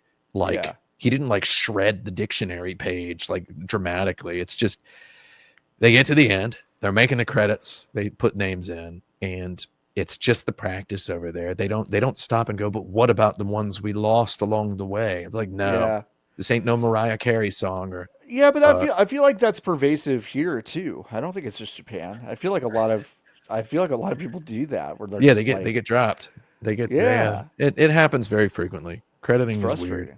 It is. And then sometimes you're watching the credits of a game and it's just like, all right, I got it. I got stuff to do, man. I'm all for people getting. I know. I'm about to play this new Assassin's Creed game. Yeah, and. I'm just dreading the credits because I'm a credits respecter. They're going to be really big because it's a big game and it's been in development for a very long time. Been in development for a long time. They revamped everything. They revamped their visuals. They revamped god darn everything. They revamped all their game design stuff, all the mechanics, the combat stuff looks 100% new. We're getting all hands are going to be on deck, and it's going to be at least a 45-minute long credit. And I will say. So to me, Avowed is another game that did this. That does not feel like it was rebooted. So far, a few hours into Shadows, I don't feel the massive reboot within where it is right now. That's how it should be, though. Yeah, right? 100%. That's how it should be. Like that's why it's so impressive. If it feels too different, it's like the actual like. This is what suffices for art in the modern AAA single-player video game industry: is can they reboot without tripping off any sort of this is too different, this is too new. It's and Assassin's Creed Shadows has like a wicked, it's got like a problem off the bat because people wanted a Japan Assassin's Creed for a long time. A long time, yeah. People disliked the reboot. Some people did. Not everybody loved it, but not everybody liked the idea of Assassin's Creed becoming the phrase that I think in my head is that pops into mind is easy bake Witcher 3, right? Yep. Like Assassin's Creed Origins was so right. It's easy bake Witcher 3, right? It's like can we make a Witcher 3 like game in a year, right? Yep. Well, no, okay, yep. Odyssey was the one they made in like a year, right? And I mean, they didn't make it in a year. They were cooking it for a while. You know, they're very smart with project management over there. Staggering. That's the genius, right? Mm-hmm. The actual intelligence going on there, the wisdom, the genius. It's all in project management, and they made those two Assassin's Creed games kind of semi-concurrently. They figured out we're gonna just a new direction for the franchise, which just so happens to involve a bunch of like off the shelf stuff that we have here that we own. We own Far Cry Mission Fortress Fort Raids, and we own all of this stuff. The Division leveling systems, like the loot systems. We own all this stuff. We're going to go ahead and steal the assassin, the Nemesis system from that Lord of the Rings game, right? Yep. Like they incorporate all this stuff. They make a couple easy bake Witcher 3s. And I like both of them, Origins and Odyssey. And then they took a little longer for Valhalla, but Valhalla is pretty much the same thing. And you get three flavors. If you are a Assassin's Creed unacquainted individual, you can choose, what do you like? Do you like Egypt, Greece, or Viking, right? And it's it is like a pure 9-year-old's Neapolitan, right? Yep. And it's like, if only we had now they done added an extra flavor to the Neapolitan, which is ninjas and samurai, right? Ninja and samurai. And samurai, yeah. Right? You get both. You get both. You get both. And it's kind of anybody complaining about getting both. It's a little weird. I remember when I used to work at a website that I don't know if they're still around. It was I think, God, I don't even remember the name. I think it was something taco.com, Kotaku, I think it was called. Kotaku, yeah. Kotaku, yeah. I used to work at this website. I don't know if they're still around. I think they're a sports betting hub now, I think. Sports betting. Bobby Kotick is suing him, so, you know. Bobby's in the news. Bobby's in the news. Moneyball 2 coming out. Who's in the news? Bobby's in the news. But I used to work there, and I remember when Sekiro was coming out. Sure. The Game Awards Game of the Year winner, Sekiro. Mm-hmm. A fine game, I would say. And if anybody disagrees with me, they can flush their head down the toilet. Put up your dukes. You're going to have to flush your own head down the toilet. I'm busy, right? But Sekiro's coming out. I made like a little video that's like, I'm excited for Sekiro, is like what I said. Mm-hmm. And so many comments were like, Sekiro seems good, but I'm just going to wait for Ghost of Tsushima. And I'm like, what? What? Those aren't the same thing at all, right? They're so different. Yeah. And then Ghost of Tsushima comes out, and I saw a comment on a video. I was watching a video about Ghost of Tsushima because, I had less impulse control back in 2020, right? There was a presidential election coming up. I was out campaigning. That's not true. I was running for president in 2020. Nobody voted for me. Nobody voted. It's crazy. Yeah, because they suppressed the message because Twitter was all about suppressing free speech back then. They totally did. Which is part of the reason why I left. But I saw a comment on this Ghost of Tsushima thing that was like, first Sekiro, and now this. It's just too many Japan games now, man. And I was like, what? There's 2 of them, and you didn't even mention Neo, right? You could have mentioned Neo. Yeah. And then Assassin's Creed Shadows gets announced. Yeah. Okay. And this is part 3 of my story. This is Act 3, the climax. Assassin's Creed Shadows gets announced, and I love scrubbing through comments because somebody's got to do it, and I internalize it, and it informs my wisdom, right? Yeah. Which is wade not trepidatiously into the comments, my friend, right? The trod not heavily into the comments, step lightly and trepidatiously, but if you must do it, it will enrich you with wisdom, right? If you can stomach it. But I scrub into the comments. I say scrub because I'm a video editor these days. I scrub through video. I'm scrubbing through the comments, and someone says, "We already have Sekiro and Ghost of Tsushima. Ubisoft, you had your chance." And I'm like, God, it so owns to have a encyclopedic knowledge of the sorts of things people said about all 3 of these games. And then it's like, I'm imagining this one perfect guy, as we all are. Life is an exercise in inventing the one perfect guy these days. I'm imagining this one perfect guy who skipped Sekiro because he was waiting for Ghost of Tsushima. And never played Ghost of Tsushima because he was tired of Sony open world games, was comments I saw on Ghost of Tsushima, first Horizon Zero Dawn, and now this. And then he skipped Assassin's Creed Shadows because they had their chance. And it's like this is the one perfect guy who does not play video games. Sure, yeah. But talks about them as though he does. He just keeps kicking the can down the road. It's like, I'll get to a video game at some point, but not any of these. We are god darn the internet as we are kicking the can down the aisles.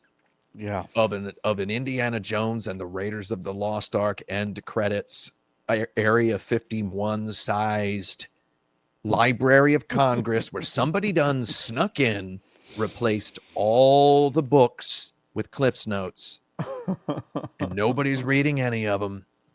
And that's how I feel about people about a lot of stuff that I see when I surveil the internet these days. Yeah. When I surveil. Yeah.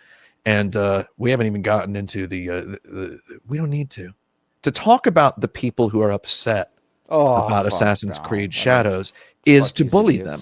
It's literally bullying them just to talk about them. Isn't that interesting? It is just to talk about them. People exist who just talking about them at all in objective terms is bullying. It's crazy. Yeah, I don't know what we're doing. I don't get it. But I mean, I'm. You're enjoying the game though. I am. Is it the best one of these? I've heard from people I know who are working on the game Assassin's Creed Shadows that it's the best one of the open world Assassin's Creed. Easy Bake Witcher 3s. Easy Bake Witcher 3 is probably the best, like, concise way to put kind of this new wave of Assassin's Creeds. I thought Odyssey was interesting. I liked Origins a lot because I'm a big, like, ancient Egypt person. Yeah. But in terms of, like, the way this game feels and the way it looks and the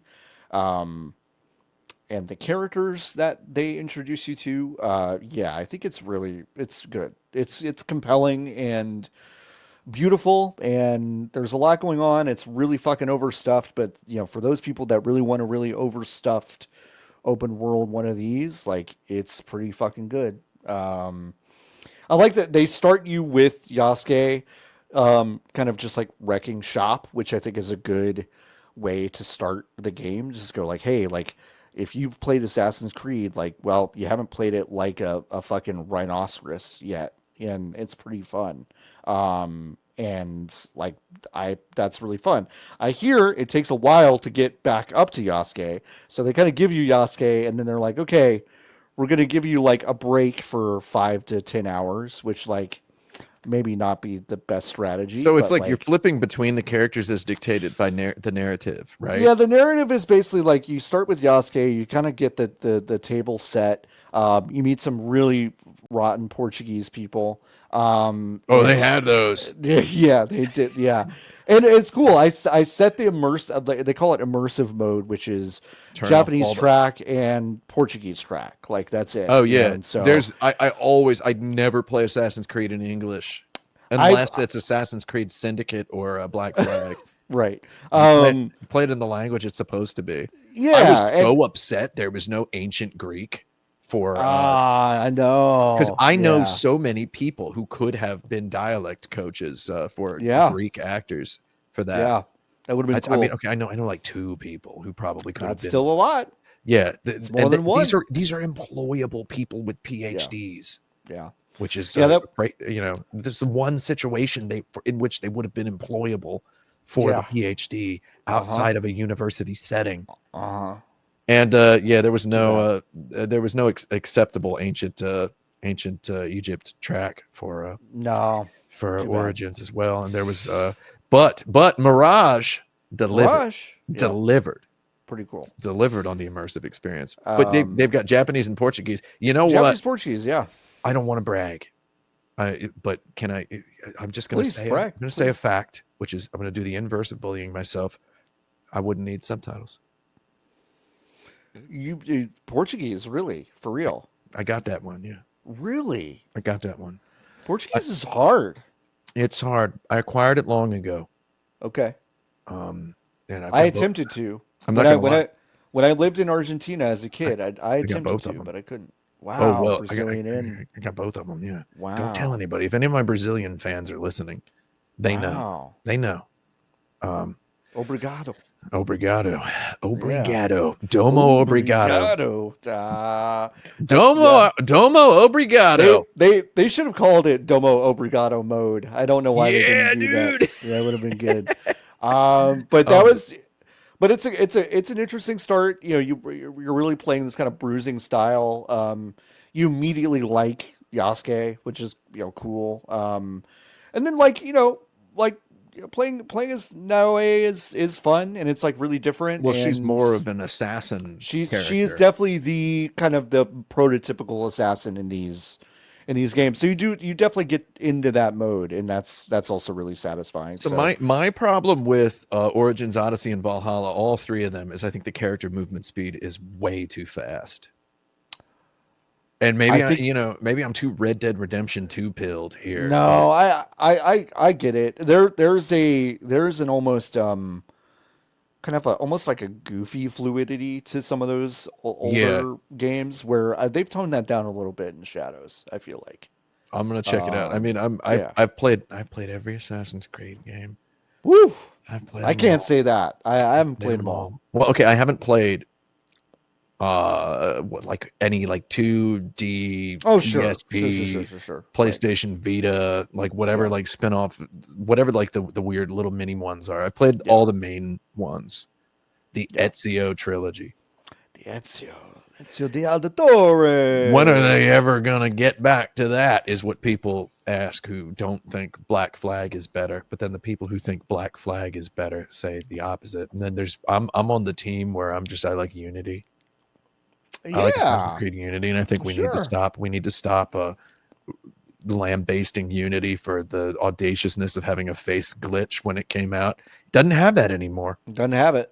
Doesn't got that no more. You can play it without that. They took it out. You play it on a PC with the 4K 120. It looks beautiful. It's one of the nicest looking games. Hell yeah! And it has a narrative you can almost follow. Yeah, which is different for a lot of these other ones. I feel like I just cannot relate to any characters or plots. And I'm hopeful. Like, I thought Valhalla was really, really neat for having the two genders of the protagonist and letting you pick the mode where it's like the animus doesn't know what their gender was, and it's like, oh, that rules. I thought that was very thoughtfully implemented if you play it that way. And then it's like switching. I'm like, oh, this is so it's so thoughtfully implemented. And it was like the closest they came to doing something narrative that I thought was great. Yeah. But they've never done anything great with narrative, in my opinion. Yeah. The second closest they ever came to doing something narratively great was capitalizing all the nouns in the subtitles of Assassin's Creed Black Flag, because that's how English was customarily written by British people at that exact point in history. That was pretty good. That was pretty good too. Good. I'm a big fan of that kind of stuff. Yeah. But I feel so when I know that there is, I know what they're doing in Assassin's Creed Shadows. Yeah. I think it's smart. Mm-hmm. You've got a historical figure, Yasuke. Mm-hmm. First of all, they've never made an actual historical figure a playable character before. They've never done that. No. Right? No. None of those guys are real. So that's a bit of a gamble. Yeah. Because there's like when Napoleon shows up in Assassin's Creed Unity, I lit my house on fire, right? I screamed so loud. Yeah. I pumped my fist like this, and it made a shotgun racking sound. Sure. And my whole house lit on fire. Yeah. That's not true. I didn't get that. Who's to say? Is it true, or is it yet another fabrication? Yet another fabulation from a grifter. But fabulate me, grifter. So it's Napoleon shows up and you're like, yeah, and he's kind of historically accurately represented in Assassin's Creed Unity, and they kind of tiptoe around the historical accuracy of him, and it's fine. But you've got Yasuke, who's a real guy, and there's a lot of people. A lot of people don't like that he's there at all, and they wanted to be a samurai who was more of a regular style, like sort of samurai you think of when you hear about samurais. A lot of those people don't really know about the Portuguese.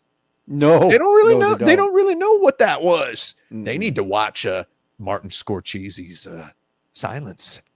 Yeah, I watch Silence, starring my main man Andrew Garfield and my other main man Adam Driver. Yeah, I like those boys. They're my boys. They're my boys too. I like. I love to watch movies like that, and then my mom, man. We're not going to get into the story about my mom that I was going to tell. But I love to watch those movies with samurais in them, and I loved to watch that movie with Adam Driver and Andrew Garfield in it. Mm-hmm. I love to watch that movie. Those are my guys. But it's man, it's an interesting move to put a historical figure. Yeah, they don't know about the Portuguese. They don't know about the Portuguese, and they don't know about just some people don't know that. And I feel like if you play this game, maybe you'll learn about it. And I was excited when I learned that they've got Portuguese people in the game. Yes, and they're sick, right? Yeah, are they sick? They're like, they're doing crazy stuff. Yeah, they're wild. Yeah, it's good stuff. I mean, it's like obviously Shogun was one of the better, more well watched shows of the past couple of years, and I feel like that kind of plays into this of the kind of the Portuguese and all their weird shit. So I watched like 12 minutes of the first episode of Shogun, and I'll probably get around to watching it. I read the book a million billion years ago. Yeah, same. And I read it in high school a million billion years ago. But man, it's got the lens problem where the edges are blurred on everything, and it looks like Octopath Traveler. And it just looks like watching a video game cutscene. Wait, I wish they didn't film stuff that way. Do you like the way Octopath Traveler looks? No.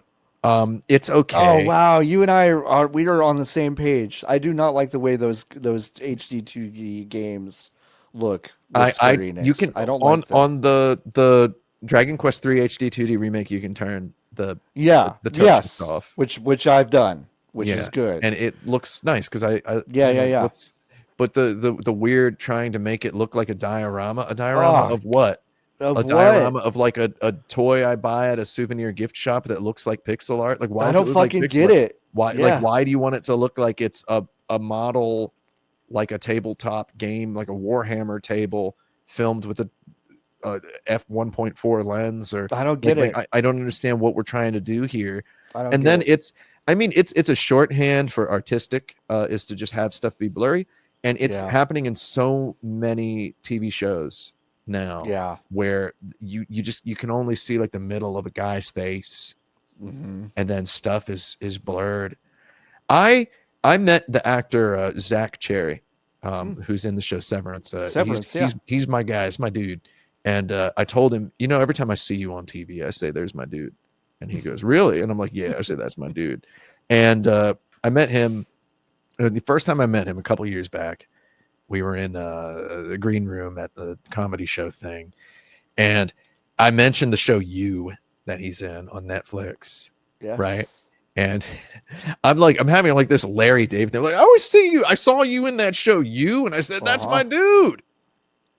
And I'm like, I always just call you my dude when you're in stuff. And he goes, "Glad to hear it." And then I said, "Do you ever watch that show You? Because you were only in season 1." Yeah. And then he's like, "Yeah, I know." And then I'm like, it moved to a different location for season 2. And he's like, "Well, I've watched all of it." And I'm like, I'm having this Larry David moment with him. I just immediately go straight to, you notice that season 2, they start filming with like the really wide open lens. They did that a lot. It's like you kind of can't see like the hair on the outside of a guy's head, like, because it's all just blurred. Like he says, like Octopath Traveler, and I said, "Yeah." and then I'm like, "Yeah." I'm like, "You ever notice that in the show?" I think, well, can you like email somebody? Yeah, tell them to cut it out. Tell them that there's a guy in New York who doesn't like it. Yeah. And then he's like, "I'm not going to make a comment on this in case you ever discuss it on like a podcast or something in the future." And I'm like, "Nice. Good." That's really smart. Then we talked about the raid for a while. That's me recounting my wonderful conversation I had. Zach Cherry seems cool. He's a cool guy. Get him on your show. Get him on your show. Okay, hey, you know what? Help me with it. If just send him hey, I'll see what I can do. Yeah. Okay, I should get him on my show. Yeah, I was about to say you've got your own stuff. All right, listen, we've got just a few more minutes. Go to vgbs.com/join to ask us Hive questions. I've got a bunch of Hive questions. I'm gonna answer a lot of these on a bonus, folks. So just can we do a couple? We're gonna do a couple. We're gonna do a few. I'm an idiot. I haven't left my neighborhood in like 4 months. Like no. I don't have anywhere to go. Let's do it. Okay, so this is from Lovic. Thank you so much, Lovic. Wikipedia says Tim Rogers has compared Action Button's design philosophy to Kitchen Nightmares. How do you feel about the reboot? The reboot, like, is there a new reboot of Kitchen Nightmares? I don't know how new the reboot is that this person is referring to. I wouldn't. So first of all, it's about that time for them to try it again. Sure. So I love the UK Kitchen Nightmares, and I think you can learn a lot of stuff about a lot of stuff from the UK Kitchen Nightmares, which is unfortunately like really hard to find on any American streaming services right now. I love that show, and I recommend anyone who is thinking of starting a business or getting into a creative field, I just recommend watching it because it's a quick watch. There's like 2 moments where Gordon Ramsay is impressed by something in the whole thing, and it's like, it's like worth watching the whole show just to organically experience him actually being genuinely impressed at a couple of things and thinking someone's food is good. It's before he sold the personality. It's before he became the guy who is an evil boss, right? So it's like he's annoyed and disappointed a lot in the show. But there's very little theatricality to it. Now, when it gets ramped up in the American remake, the American Kitchen Nightmares, it completely loses everything. I think everything that is good about the UK version is destroyed with the sledgehammer. And it's like for example, it's just an American reality show where the people on the show have seen the show. Like I feel like they got like, I don't know how many episodes they got in the tank, in the can, before everyone on the show has seen the show or knows who Gordon Ramsay is. And they're just like, you know, I feel like there's makeup on the people. There's hair and makeup being done on the they're not contestants, but I feel like there's this game show feeling to it.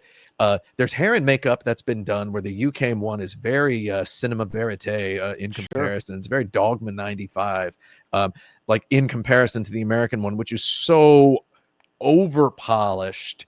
It is so over edited. It has the reality TV show editing that I feel insanely allergic to. It has the reality TV show music stings. It's like everyone knows they're on this, not just a show, but this show. They're yelling, right? They're like having breakdowns. Gordon is nuts. Gordon is out of his mind. He is out of his mind. He goes fucking nuts in the American version. Yeah. And it's in a way that feels like unearned and uninteresting, like all at the same time. And the key symptom that sets it off on the wrong path is there's a narrator, and it's not Gordon Ramsay. In the UK version, the narration is Gordon Ramsay, written by Gordon Ramsay. Right. And he's reading stuff he wrote about what you're about to see. And he's introducing, and it's like, that's basically it.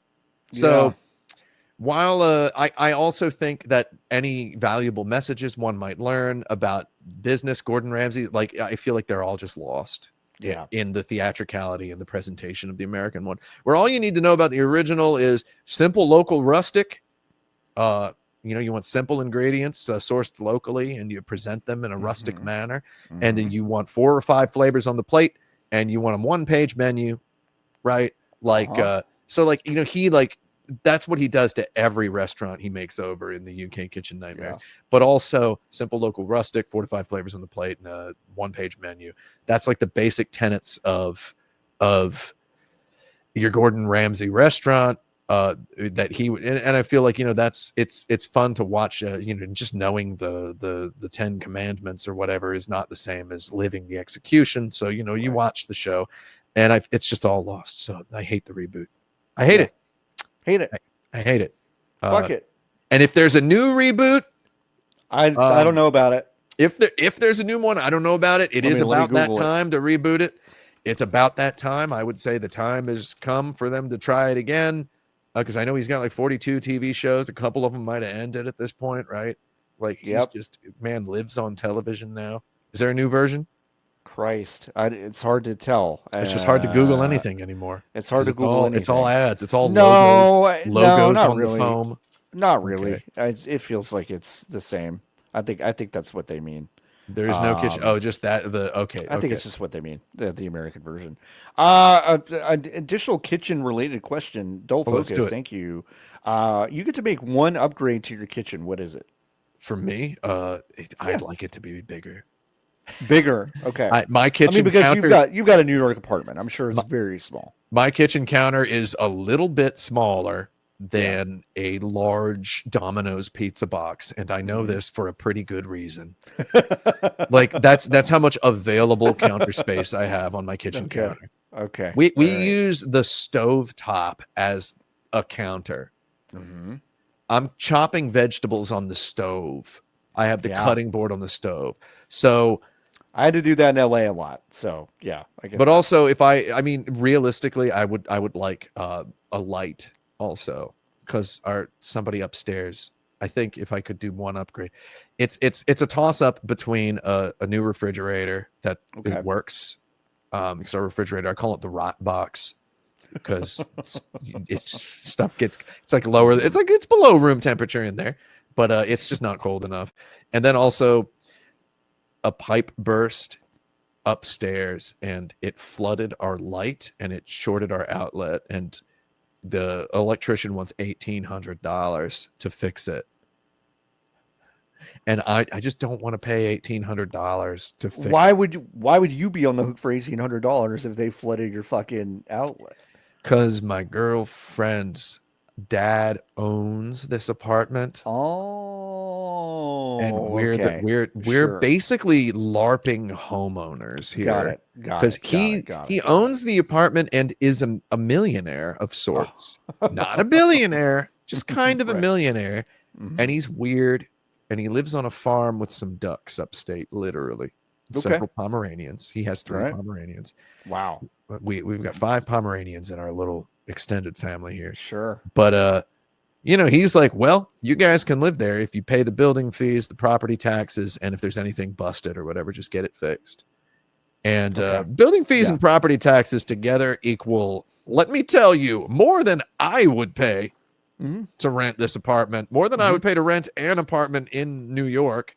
Property taxes, no joke. No joke. Yeah. But we do pay about 25% of what we would pay if it was up for rent. If we were like, because I look at listings in this very building.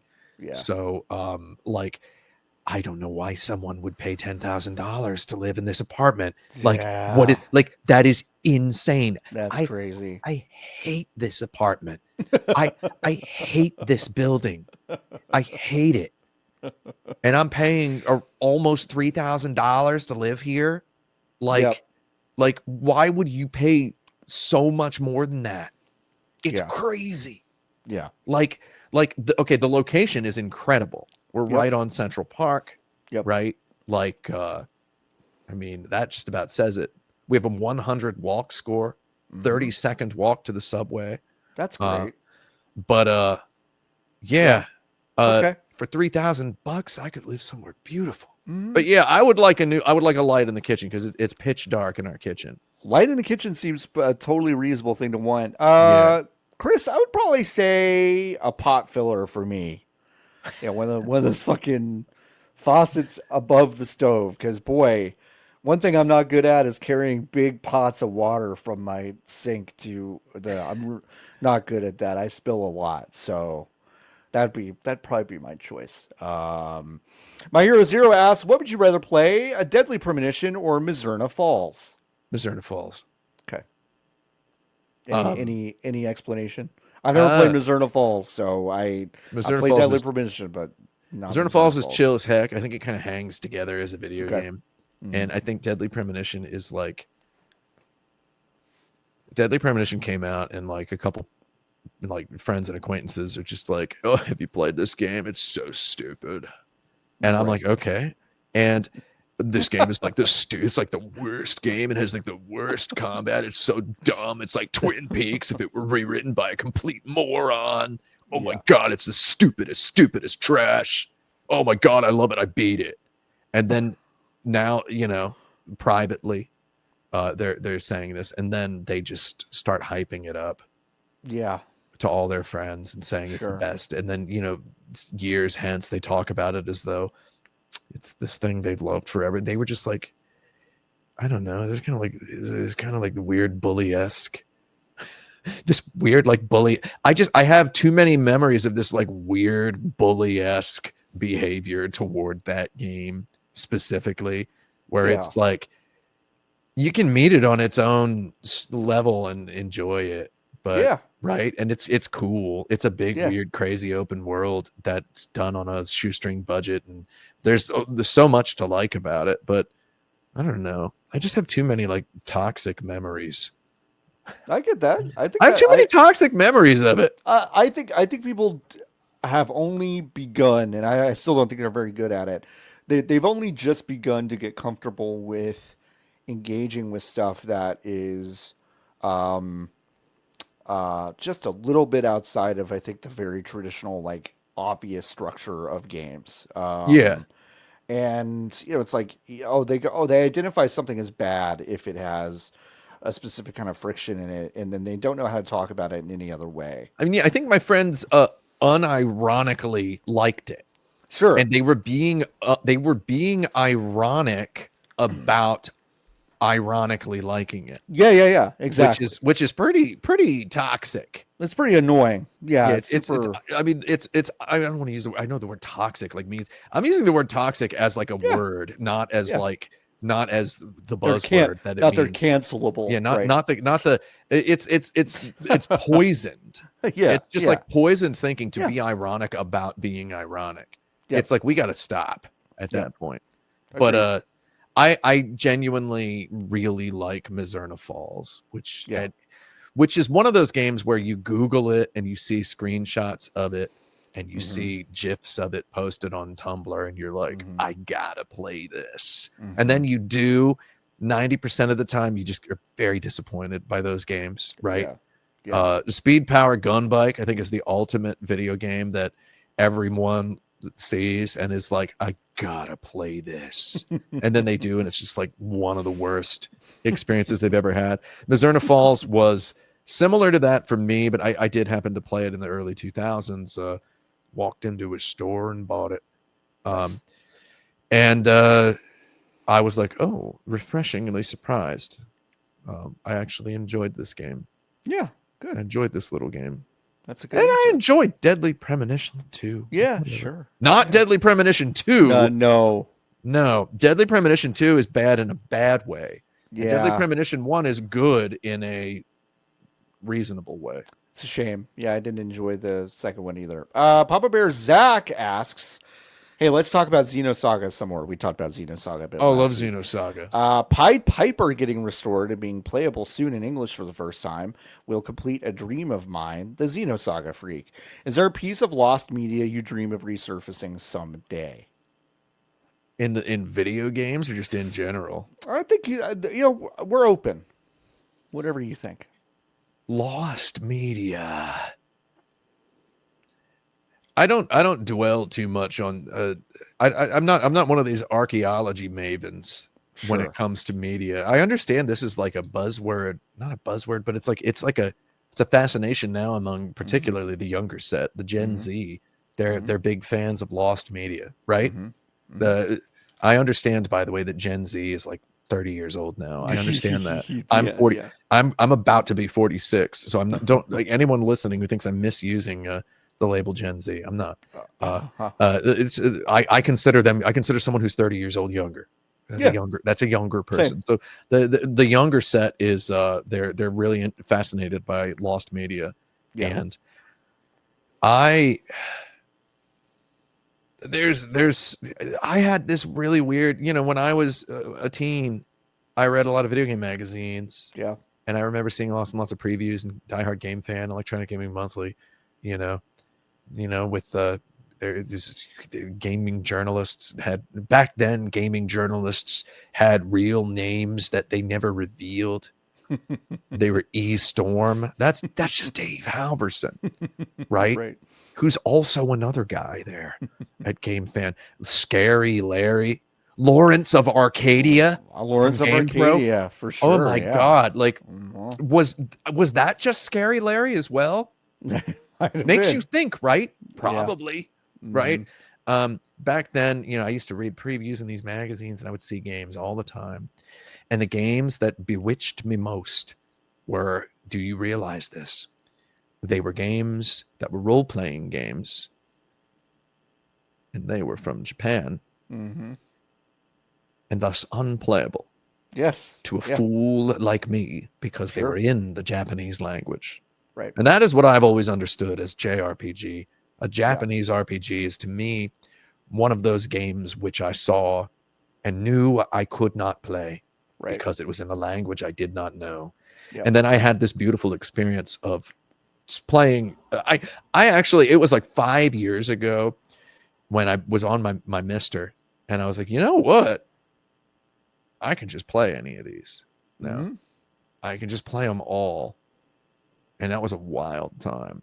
I can play all of them now and just like play them. Yeah. So I had this in my youth. So maybe this is what has particularly goblinized me against the urge to seek, to yearn for lost media, was I had all this stuff that I thought I would never chill with. that I would never be able to hang out with. Yeah. And not only do I currently live in an era of history where the stuff that I thought was cool when I was a teenager that nobody else thought was cool is cool, right? Where, you know, we got like Seiken Densetsu 3 just translated into English for out of nowhere, officially released in an M2 collection a few years back, and it's like no fanfare, like guys my age are just like, wow, that just happened, right? And it's like it was barely a blip. We've got a community of people who just translate games that would never have ever been translated, just translate them. They translated god darn Linda Cube into English. That is one of the most outrageously, insanely difficult games to play in Japanese, and some people translated it into English. So I've got this experience of I yearned for all these games that I knew I would never play, and then I just happened to learn the language fluently. I can read the newspaper in Japanese. I just got to this point.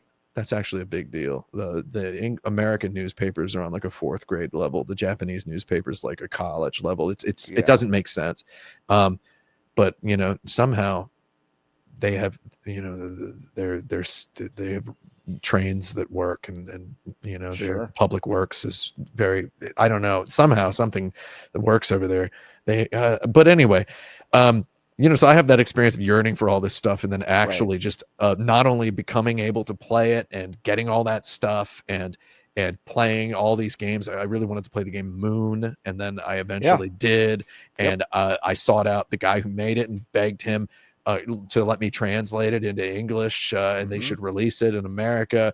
And then 10 years later, Toby Fox told him the same thing, and then he told me, hey mate, you remember when you asked me to translate this? So it's like I've lived through stuff like that, and I now live in an era where all these fan translations, they're not fan translations, they're translations, right? So because they're not fan translations anymore if the people who made the thing are not translating it. That's just that's the translation, right? So I've just, you know, that's my perspective, and it's like it's just kind of dreams coming true for me, right? Where it's just like now I suppose a generation that's a little bit more spoiled for choice. I got beat up because I looked like a guy who liked Dragon Warrior, so that you youngsters of today can have Pokemon, right? So that Pokemon would come out a few years later and be cool, right? So I played Dragon Warrior on my Game Boy and my NES. Wait, hold on. It wasn't on the Game Boy Color yet. That was post Pokemon. That was post Pokemon. But I played Dragon Warrior. I played Dragon Warrior on my Game Boy in Japan on the train all the time and had a good time. I liked those games. But that's my perspective on lost media. I can't think. That's why I say I can't think of one. No, that's fair. I mean, that's why I can't think of one. I think you're correct. I think a lot of stuff that I would consider to be lost media now is actually not so much lost. It was just, you know, had such limited circulation or something that I would pick something like that. I like the game Infinite Space for Nintendo DS a lot, which is I like that game published. I like that game a lot. It like they made like 10 copies of it, so it's like really fucking hard to find. They haven't like put it out on any place. Of course, I can play it if I really want to. On a Nintendo DS. On a Nintendo DS. But like that would be something interesting. I think what I really want, which is I think answering really frankly a different question. Sorry, Papa Bear Zach. I really wish I could play, kind of going back to video game magazine discourse. I wish I could play the shitty versions of Mario 64 and Ocarina of Time and all these games that like everything had looked really bad. Everything looked wet and shiny, and the UX was fucked up. And like, I just wish I could get a little collection of those demos. They probably weren't even playable, honestly, like for the most part. I just wish I could kind of get a lot of those in some sort of official package of this kind like of, a reference quality video. Yeah, like something. just anything like that. Yeah, I just want to see more of that. I mean, maybe this is just me putting out in the world. I wish Nintendo was like more open about their incredibly storied and impressive history when it comes to just shaping our entire culture. But in terms of actual like lost media, like Xenosaga Pied Piper is legitimately like maybe one of the only ones I would have identified before this week. So and now you got it. And now we got it. So, and honestly, Moon, like 5 years ago, would have probably been my answer. Like, there's the stuff that like, yeah, like if we didn't get an official version of it, I probably wasn't ever gonna. I wish I could have learned Japanese. I feel like my brain can't do it anymore. But yeah, it's like, so yeah, we keep getting the things to happen. So it's hard to. Anybody who wants to learn Japanese, put on Japanese movies, or when I was a teenager, we didn't have any anime at all that wasn't at Blockbuster Video and dubbed most of the time. But it's like now you got anime on streaming services. Put some on, watch it with the subtitles, and rewatch single episodes and just repeat the words out loud. Try to imitate this sounds insane, but try to just imitate the characters, the way they talk. And eventually you'll learn the accent, you'll learn the rhythm, you'll start identifying words. I mean, while studying it, right? But you just study it formally as well. But no, 100%. When I was in Argentina, I learned Spanish really quickly, and it was because I was studying it, but also because I was going home every day, and I was watching Sony Entertainment Television, which was the channel down there that would have both dubbed and subtitled versions of every American sitcom, every American drama, all that stuff. So it was like the easiest way to learn. So yeah, that's good advice. Maybe I should start doing that. Okay, we're gonna do one more question and we're gonna get out of here. One more question. MC Benji asks, "Hey, does Tim have a lot of nicknames for his dogs? Are they contextual? Or are you willing to share any?" So I have like nicknames for my dogs that I speak on streams. Yes. Where I'll like call my dogs all sorts of crazy stuff, but in real life, when I'm by myself, and I've been by myself in this apartment for like 5 days straight now because my girlfriend was at GDC. When I'm alone with my dogs and my girlfriend's not around, where we share the nicknames and we like talking about the dogs constantly. We like watching television and saying which character is which dog of all the five Pomeranians we know, like which one is Punchy. Punchy is he's a wicked little weird one. That is one of her parents' dogs. But like when I'm alone, I just call them. I call my my boy Bibithy Babbis. I call him Little Dog. I said, "Little dog, come here." I said, "Come here, little dog," just like that. And he listens. He responds to Little Dog, which is wild. And then I call Blaster, which is the black dog. I call her Baby. Just say, "Come here, baby." So there you go. That's my extremely boring nicknames. But then we have all the other ones. We do call I call Bibithy Babbis the Pope sometimes. I say he's the Pope. Little Pope, get over here, little Pope and Daddy. Yeah, sometimes I call him Bibbin Freestyle. Get over here, Freestyle. That's good. Yeah, because sometimes he'll start kicking, and I say he's freestyling. Sure, yeah. Where he's going, and he's just kicking his feet, and he's just going in a circle. I call my girl dog Baby Truck sometimes because she's really, really square shaped. It's just beautiful. It's a wonderful shape, very structured, very solid. I call her Blastreska, which is not her full name. I don't think we don't. Who even knows what a dog's name is, right? Who even knows? Who knows? But I call him all sorts of stuff. Oh, Little Herfy. Little Herfy. Yeah, Hurfy, like Herfy, because he makes a little noise like Herf. I do often, me and Mimsy often call him Captain McBaby, or Detective McBaby, or Dr. Goodbaby. Okay. Sometimes those are old names for him, but they still pop up every now and again. Yeah. No, that and makes then sense. my baby boy. Baby boy. That's basically it. But Blaster gets very few nicknames because she's just such a agreeable dog. That's good. Yeah, that's nice. MC Benji, you've also added. I framed this around Tim, but I'm also curious about John's answer. Sure. So Raisinette, the French bulldog, we call her Raisin, Ray Ray, Baby Bug, Frog Bear, Bat Bug, Gremlin, Bugbear,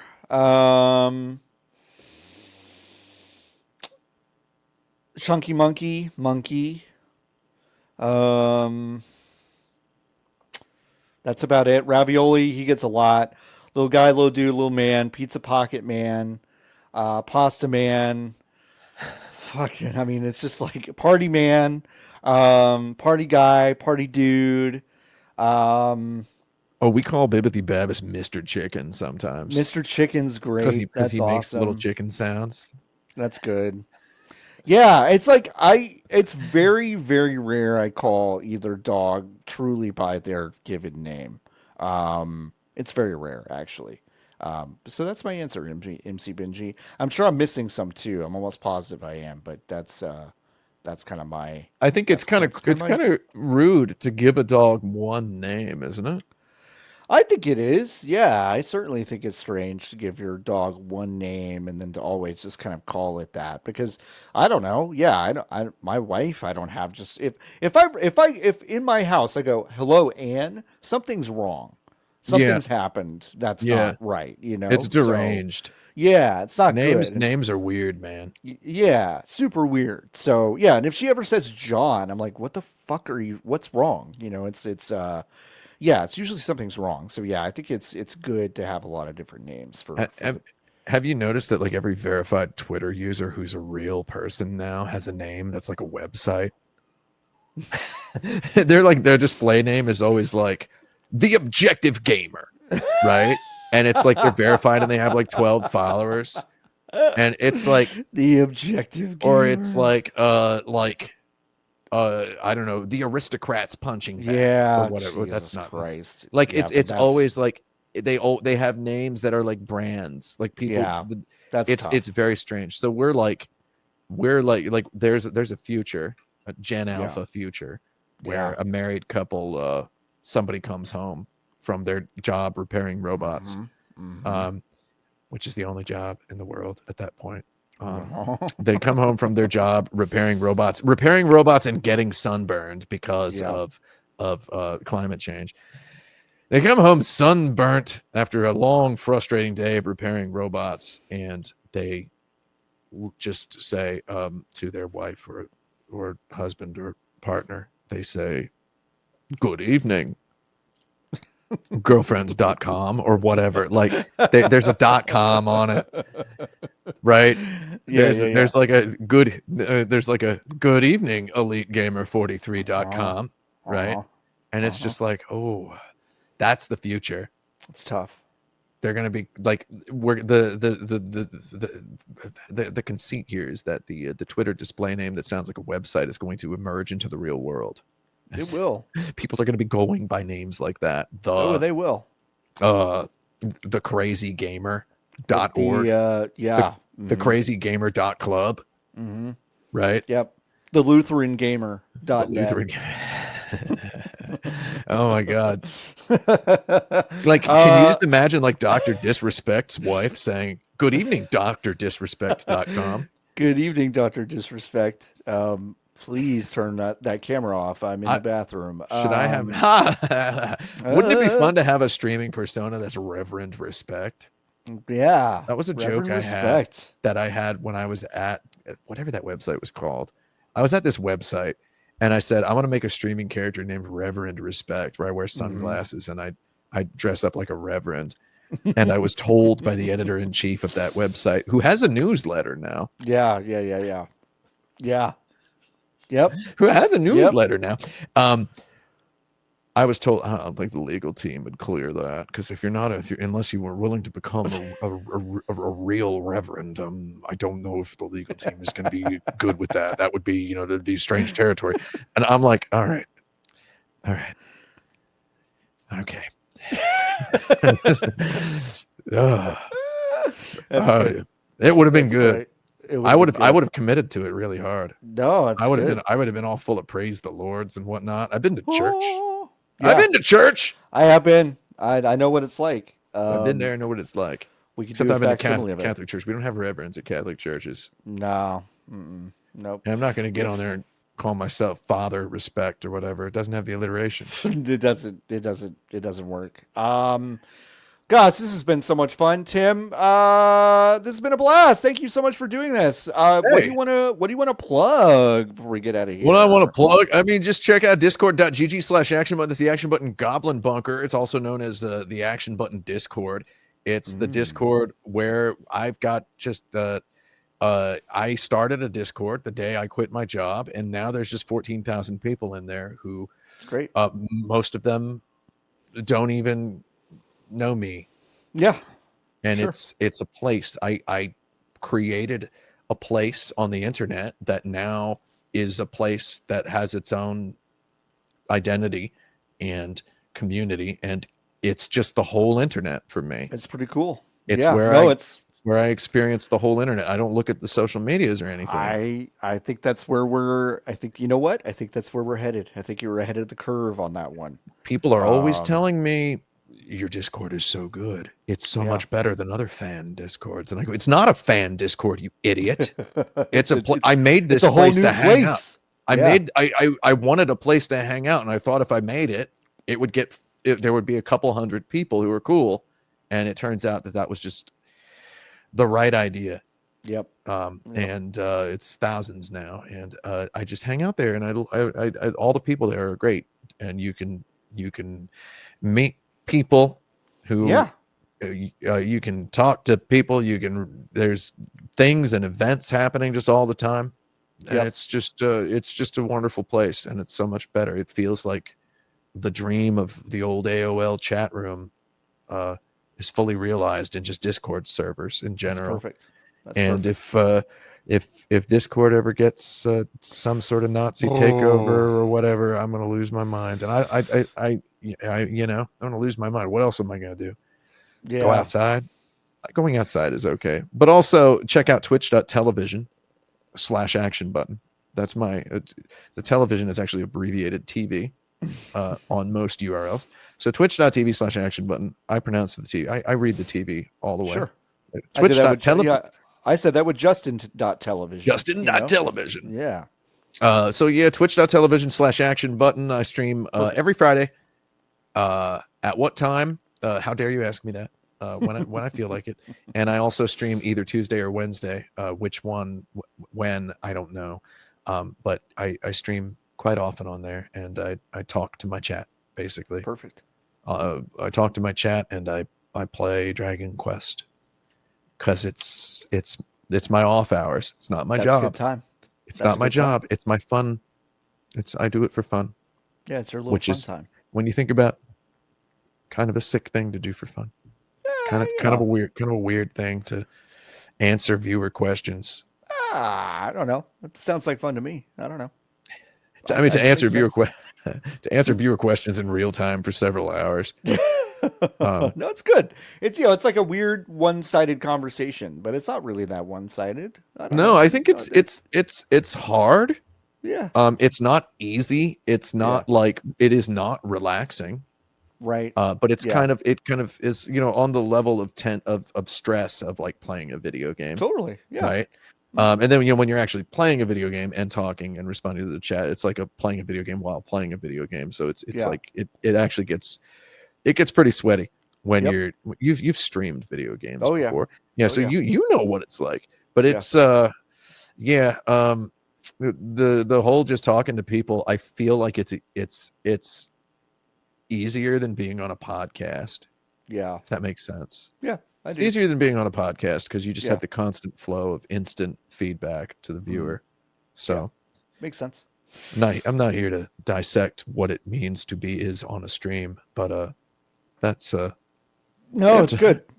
That's what it's like to be on a stream. In case anybody needed to know. I think we all did. Tim, thank you so much. Please come back whenever you want to. We'd love to have I'm you back. around. And And that was a blast. As for me, hey, go to vgbs.com/join, join the Hive. You can do that and give me money. It's really great to do that. Grow this thing. I'd like to do it full time. There's no shot that that's happening anytime soon unless we really get that going. So do that, please. And also, I don't know, go to feetlegal.com. I'll say no more. Just go do that. I've been there. And then, yeah, you've been there. You're going to get one in a month and a half. So that. Oh, I'm ready. I got the email. You got the email. Yeah. We're working hard on that.